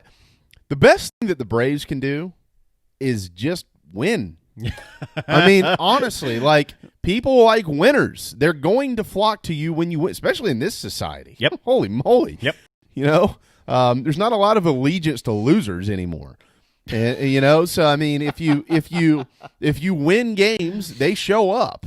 It's just the way that it is. They watch you, and that's what's happened to Atlanta. They got good again. The brand is back. The chop, it's there. People, they're excited about it again. No different from Washington. Oh, yeah. When they sucked, nobody watched them. They're good. Everybody watches them now. That's right. I mean, look what Baltimore's going through. When they were making a run, it was, man, the Orioles are pretty good. The Orioles are awful. Nobody watches them. And that's so sad because the ballpark is still one of the best. And you think about, you talk about TV markets intertwining. Every TV market intertwines in the Northeast. Oh, yeah. I mean, come on. Like, Baltimore. And Washington's not really the Northeast. It's the Mid-Atlantic. But you've got Baltimore and you've got Washington, who certainly flip-flop fans, and Philly and Pittsburgh, and then New York and Boston. New York and Boston. There's and a all ton of them. I mean, exactly, man. Yeah. I mean, so I don't see a major problem with it. I've heard folks mention places like Jacksonville. I think the experiment of Major League Baseball in Florida is all but over. Let's just try to correct the problems they have there. We're not moving another team to Florida. I mean, that's come not, on. That's not happening. I do think the Jacksonville market would probably be better than the Miami market or the Tampa market. But Darren, I mean, yeah, they've already Jacksonville's selling out its AA stadium almost all the time. Right. I mean, I do think that's a good baseball market in Yeah. general. Like, they've got good baseball in that area, and you start tapping into southern Georgia and southern South Carolina, you're going to draw. But I don't think that's where it's going to be. But Vegas and Nashville, I'm for them. I'm for them. All right, time for a time out. When we return, Frank Martin, the head basketball coach of the South Carolina Gamecocks, is kind enough to join us from Columbia, South Carolina. So he will jump in today. Good timing, because one of his former players is back on an NBA roster, and we'll ask him about Sindarius Thornwell as well. So hang tight. Final segment of Tuesday afternoon's program moves forward with Frank Martin in just a moment. DB's Cheesesteaks, the tastiest, juiciest, and now award-winning cheesesteaks in the Low Country. DB's Cheesesteaks delivers, and not just in quality. Download DoorDash, Uber Eats, or your delivery app of choice and have it dropped off at your doorstep. Original, chicken, buffalo chicken, even pizza cheesesteaks. Not to mention incredible cheeseburgers, massive hot dogs, and dynamite hoagies. It's all there for you and your family. DB's Cheesesteaks in West Ashley. dbscheesesteaks.com. At Patriots Point Naval and Maritime Museum, families walk in the footsteps of our nation's heroes. The brave ones who risk their lives to defend our way of life. Home to the aircraft carrier USS Yorktown, USS Laffey, and the USS Clamagore, there's more than 1 million square feet of exhibit space to roam. White Glove certified, we have several new health safety measures in place to enhance the visitor experience. Come for the day and leave feeling inspired. One of the most impressive museums in the country, located right here in Mount Pleasant. Visit patriotspoint.org for more. We'll see you soon. This is Scott Glaze, head golf professional at the links at Stono Ferry, located on the outskirts of Charleston, South Carolina. I'm inviting you to tee it up on one of the most scenic and challenging courses in the Lowcountry. Our back nine is highlighted with 3 holes that border the Intercoastal Waterway. Visit stonoferrygolf.com to book tee times and discover all that Stono Ferry has to offer. The links at Stono Ferry is a former South Carolina Golf Course of the Year and is also home to the College of Charleston men's and women's golf teams. Come see us. We would love to have you. stonoferrygolf.com.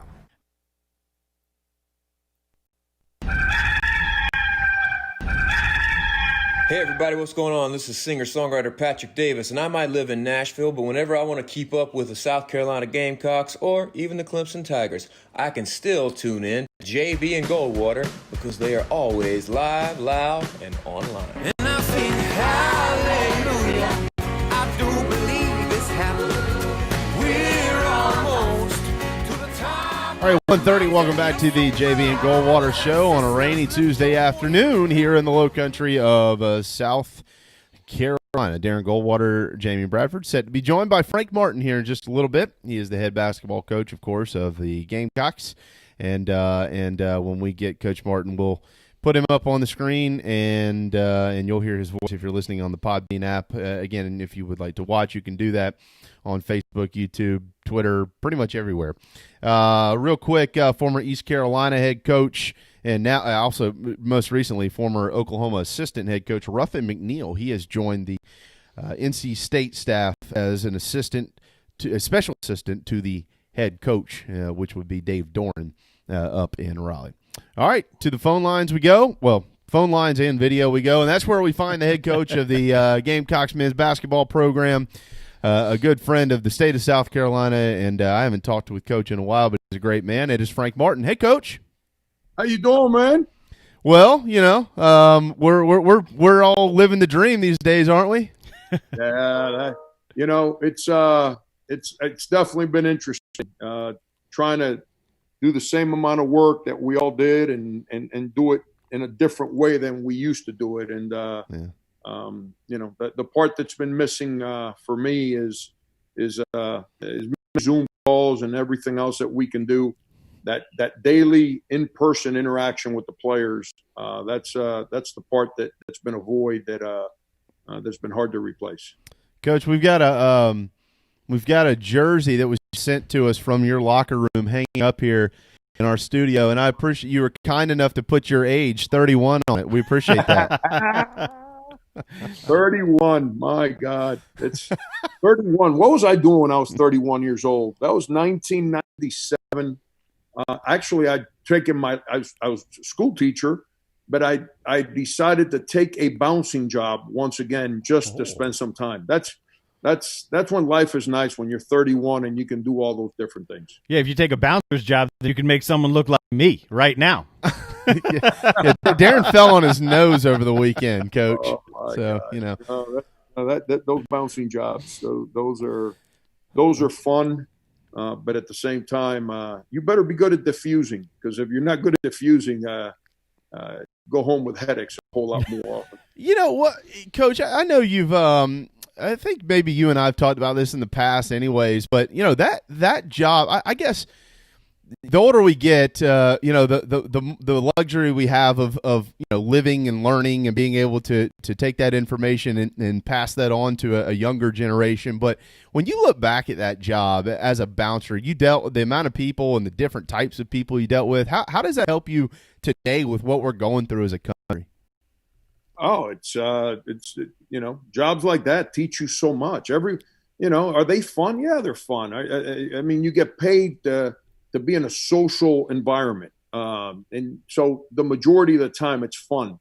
But reality is it's got uncomfortable moments, and you deal with all kinds of different people from different places. And you deal with people that are not functioning with the right set of emotions because of, whether it's alcohol or other stuff that they stick in their bodies. And this is what I learned from bouncing. Whenever the bouncer had to get involved in something, there was a lot of emotion involved. If I brought emotion to that moment, then that moment was going to overcomplicate itself. And what I learned so much about, when I work, and that's why I enjoyed it. My biggest responsibility was, your antennas are up at all times. I say jokingly, but I would find the corner that I could put my back against where I can see the room all across. And that's where I stayed the majority of the time. And I treated people with a smile. I treated them with respect. But when I realized if something might go happen, I would interject myself as soon as I can with an attitude of diffusing. Because if you bring a set of energy into a place that already has too much energy, then it gets out of control. And when things get out of control, nobody wins. Because now it's not about understanding each other; it's about fighting each other. When it gets to fighting each other, everyone. Here's what I've learned about fights: everyone's going home with a headache when the fight breaks down. Nobody goes home feeling good. And that's I don't know if that answers your question, but that's what I learned. Oh, absolutely. Frank Martin, head coach of the Gamecocks up there in Columbia, and obviously we'll talk some basketball here in a second. I mean, we've got you on here, but I've been one to praise what's gone on in Columbia over the last couple of months, both on your side, on Coach Staley's side, Coach Muschamp, all of the work that you all collectively have done from an inclusion standpoint. How do you feel that it has brought the team together? Has there been enough of a time to actually get the guys together on a Zoom call to kind of gauge the sense of the guys after everything that's gone on in Columbia?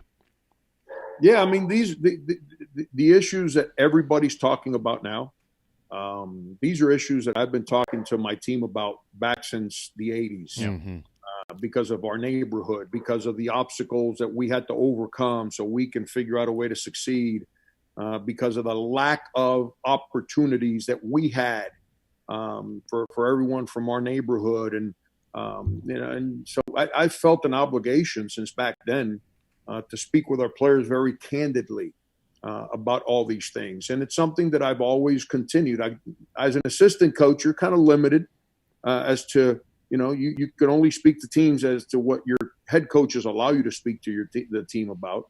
But as a head coach, is something that I've always been very adamant, very passionate about speaking to our players about everything that's in front of them. And I get it. And now it's become a loud voice across the country, which I applaud.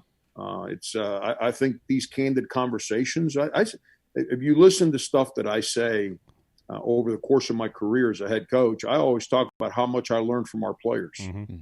And because I learned some basketball from our players, but I learned about life a lot more from our players. And I learned how to do my job a lot more from our players. And having these kind of conversations are the things that we get treated and hired and fired based on our one-loss percentage. And I get that. If I didn't want to be treated that way, I wouldn't have signed up for the job. Mm-hmm. But that's not the job description. The job description is you're helping young people grow so they can succeed in life. That's the job description. If I just cared about basketball, I'd pursue a job that feeds me into the NBA somewhere. Mm-hmm. That way I just worry about coaching professional basketball players that just want to make money off the game. I chose the part of my profession that engages with academics. Why? Because I'm all about the growth, the progress, the watching young people kind of see the light come on and realize, like, you know what, I got a chance to make something good in this world. And so that's something that I've always done. And I'm not trying to toot my horn. I'm just telling you, it's just the place I've lived and what I believe in. And I learn a lot from my players year after year after year. We've had those talks with this team on Zoom, especially this past spring. But I'm looking forward to getting on campus here pretty soon, and now having these in person. Here's the problem with Zoom. I got no idea who's sitting next to you. Yeah. I got no idea who texted you while you and I are talking. So when we get in a room where it's just the 15 players and coaches, and now we're looking each other in the eye, and there's no phones, no distractions, no television set, no so-and-so hiding behind the camera trying to listen to our conversation, it becomes a little bit more genuine. And that's so I'm looking forward to those talks here in a couple of weeks. You're one of a bunch of coaches that I think have the great honor of coaching under Ray Tanner. I've known Coach a long time, and I don't know if outside of you, Coach, outside of you, I don't know if I respect anybody more than Coach Tanner. But and now you've got President Caslin, who we all know his story, who he is, what he's accomplished in his life. My goodness, how decorated can you be? Prior to that, working under President Pastides, the leadership at the University of South Carolina, in my opinion, is quite stellar. What is your relationship with these guys? Oh, unbelievable. President Caslin, to give you an example, has walked into a situation that obviously President Pastides helped create.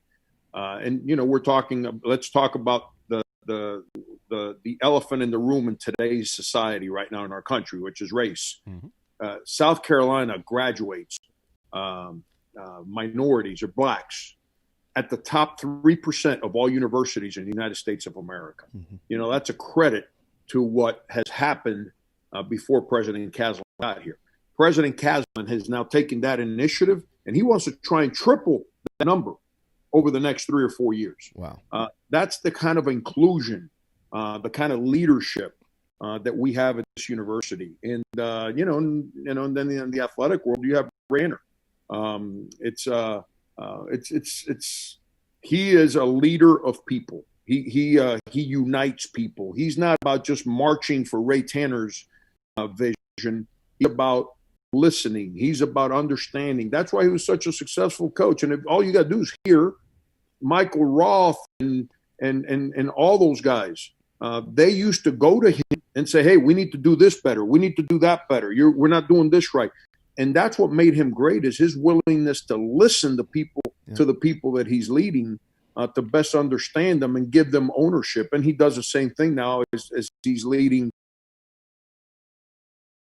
folks that are head Department of Athletics that's been extremely successful. And so I'm fortunate that I get to work in a place that inclusion and people listening and willing to give me, everyone knows my history. I've said it enough, and if you guys want to repeat it, that's fine. But allowing me to come in here and lead our men's basketball program, allowing Don Staley to come in and lead our women's basketball program, and sticking by us. That's the other part. When Don first got here, it wasn't as beautiful as it is now. No. It took time to build, but they stuck by her. They brought me here. They've stuck by me. Yeah. That's a credit to the leadership of this university, and that's why I'm so fortunate that I get to call them my peers, my coworkers, and obviously my boss. Well, I think you've done a great job there, obviously handling this situation on a very different note and an awkward left turn from that conversation. The reason we brought you on was because we got this jersey in here, and my buddy who played for the Citadel, the greatest basketball season in Citadel history. I was the radio guy when JR was well, we all knew, wanted to be a coach. Loved it when he got in the game, but we all knew he was going to be a coach one day. Tell me about your relationship with John Reynolds and the guy who helped us get this jersey hanging in here. Yeah, I got hired at South Carolina, and I don't know a lot of people in the state. I made no bones about that the day I got hired, and I'm a relationships kind of guy. I love meeting people. I love letting people into my world, and I'm not into building walls and keeping people away from me. I'm into, no pun intended, I'm into allowing people to come in and see what I'm about. I'm an open book. I say that to everybody. And so my practices, for the most part, are open. I like people. I just want to know who's coming. You can't just walk in off the street. Just want to know you're coming. Yep. And director of operations, Andy Ashley, used to come see me and say, hey, there's an assistant at Presbyterian that's going to be in the area recruiting. He's got a window. He wants to know if he can come and watch practice. And I'd be like, yeah, sure. I got no problem with it. And I'd walk out to run practice, and there'd be John. And as this business goes, now my son is at Cardinal Newman High School here in Columbia, and pretty good player. Not, not somebody that just ran around and made every Division I coach in the country want to recruit him, but good player. And John started recruiting him. And then shortly after, John's boss lost his job, and they made John the interim head coach that spring. So as John became the interim head coach, because the fact that he used to come to our practices all the time, and then is trying to be one of the few coaches that identified my son as a possible athlete for their team, he and I had built a relationship. So we started talking more about him getting that head job, how to go about it, things to do, not to do. Well, shortly after that whole process, they hired someone else. He got left out of a job, and tried to get other jobs, couldn't get anything. Obviously, his family is here in Columbia, so he came to me and he said, "Hey, anything that we can do." And I didn't have a job, and we were capped out, for lack of better words. So I went to Ray Tanner. I said, Ray, great young man, Citadel grad, about the right things. I've developed a relationship. Can we create a volunteer spot for him?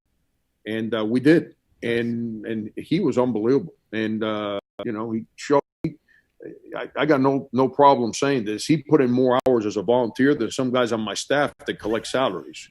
And so I realized, he's one of the good ones.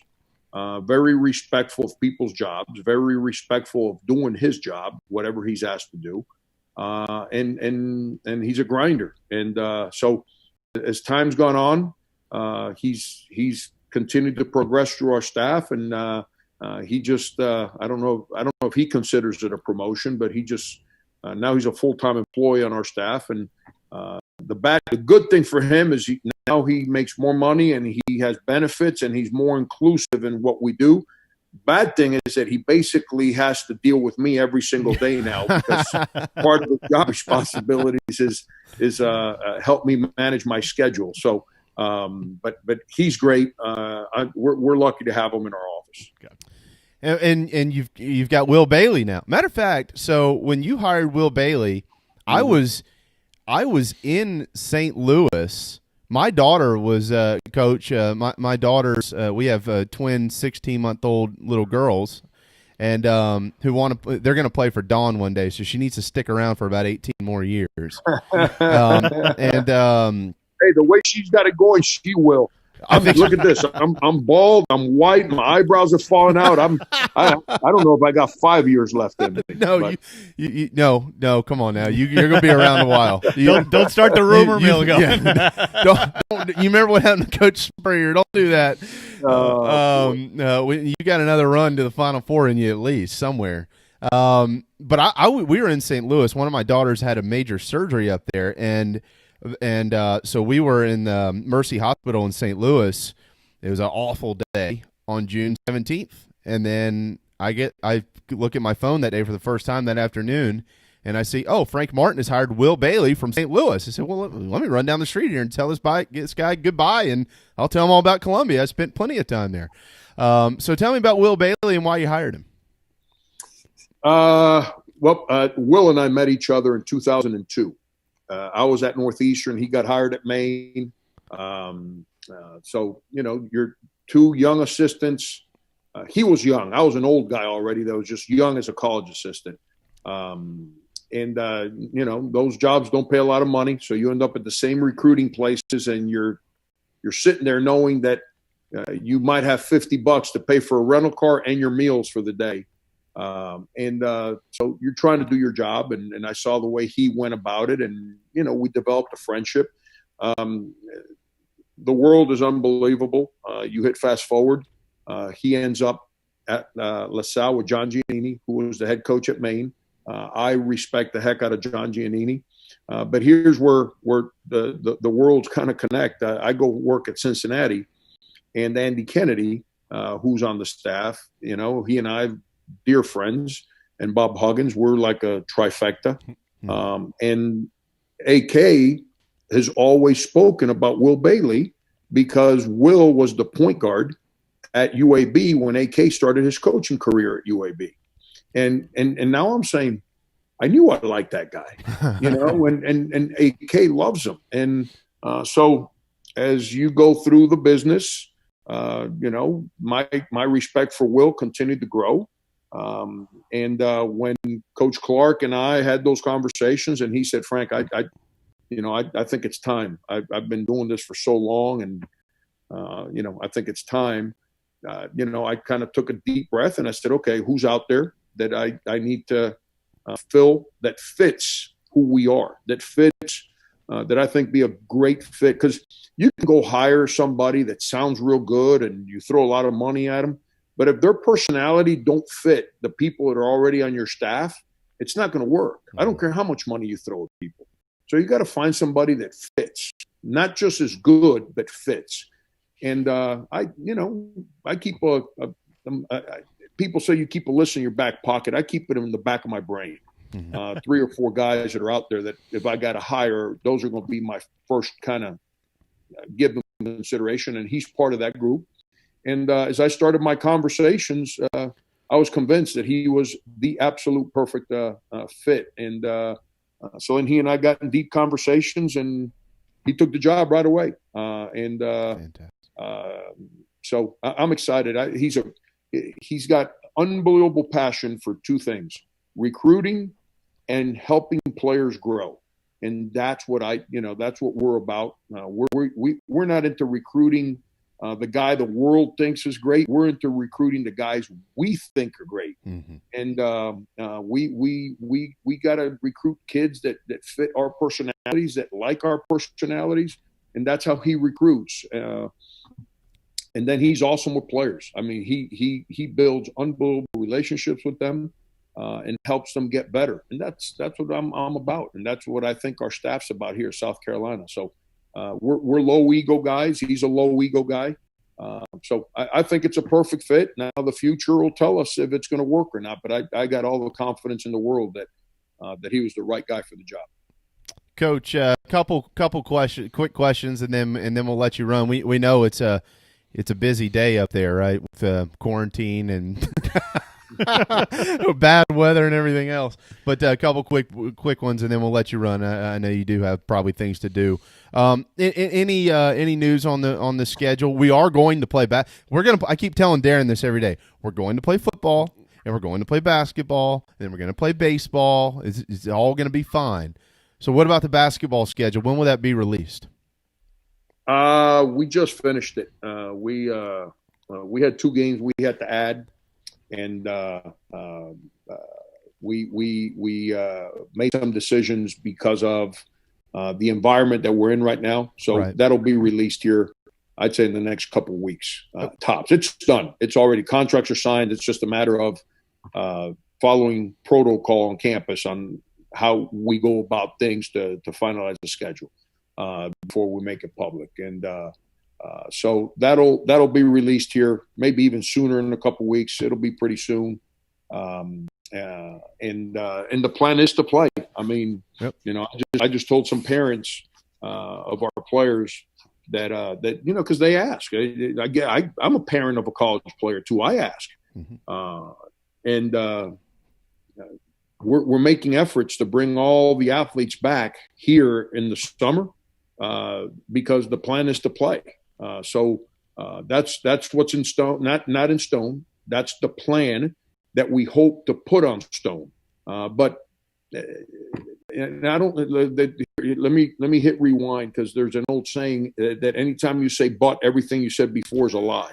So let me hit rewind. After I said all I said, however, we're dealing with an unknown. Right.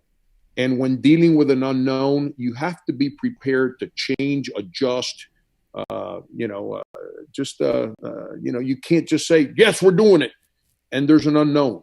And when you're dealing with an unknown, it might force you to change. So you don't want to come back and say, man, you lied.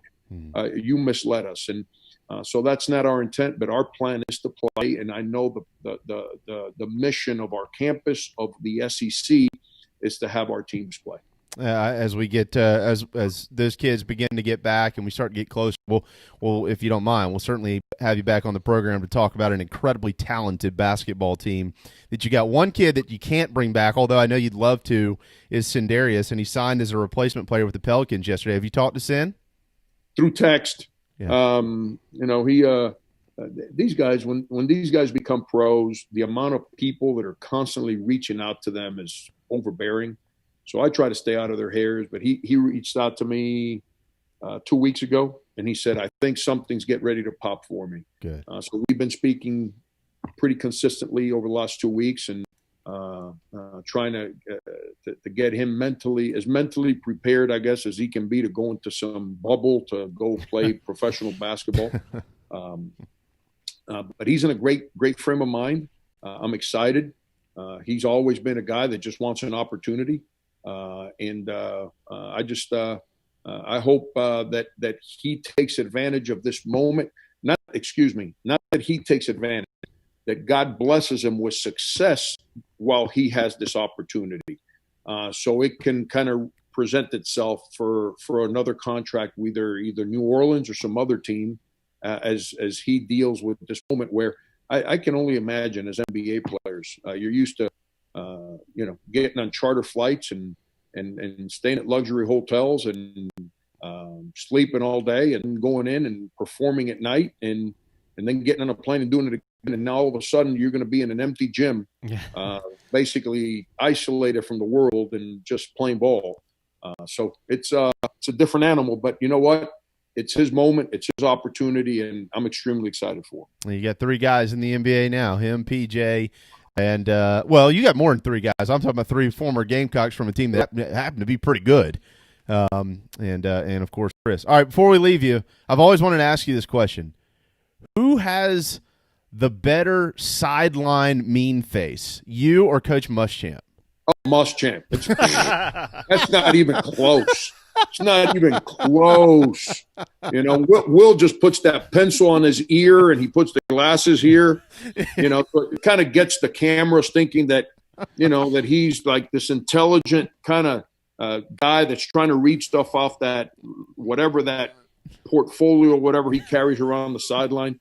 It's not even close. It's Will's by far the worst looks on a sideline. It's you see there. Here's the problem. He can hide amongst 100 people on the sideline. Right. I got no chance. I got 10 people behind me. I got no chance. So it's what I do is completely overrated compared to Will. I tell you what, though, I might actually almost want to get chewed out by you or Will before I get chewed out by Dawn. I've seen Dawn. Oh yeah, man, that's the truest statement of all time right there. Yeah, she's tough. Coach, thank you so much for your time. We really appreciate it. It's good. I can't see you. Darren can, but I can hear you. But you look great. But I'm sure you're having to find a barber and stuff like that these days. I've had to do the same thing. But thank you so much, and God bless you and your family. And we'd love to catch up with you again here pretty soon if that's okay. Absolutely, and you guys do the same. And anytime you need me, all you got to do is holler. And by the way, you don't have to go through John. I'm gonna keep him. He's lucky that we're in this situation. I'm gonna keep him so busy. You'll never be able to get him again. Good. That's what he needs. Coach, all the best to you, man. We really look forward to seeing you back on the court here soon with a really good basketball team. Thank you so much, Coach. Keep doing your thing. You got it, man. Appreciate it. Frank Martin, head coach, South Carolina. I could have talked to him for 2 hours. Yeah, you could have. I mean, he's just always got something good to say, man. There's not a lot of people out in the world like that, And Frank certainly is one of those guys. All right, we're pretty much out of time. Pretty much are. You got your national days you want to throw in there? Yeah, as the you can throw the national days music on, and we'll finalize this July the 7th with that.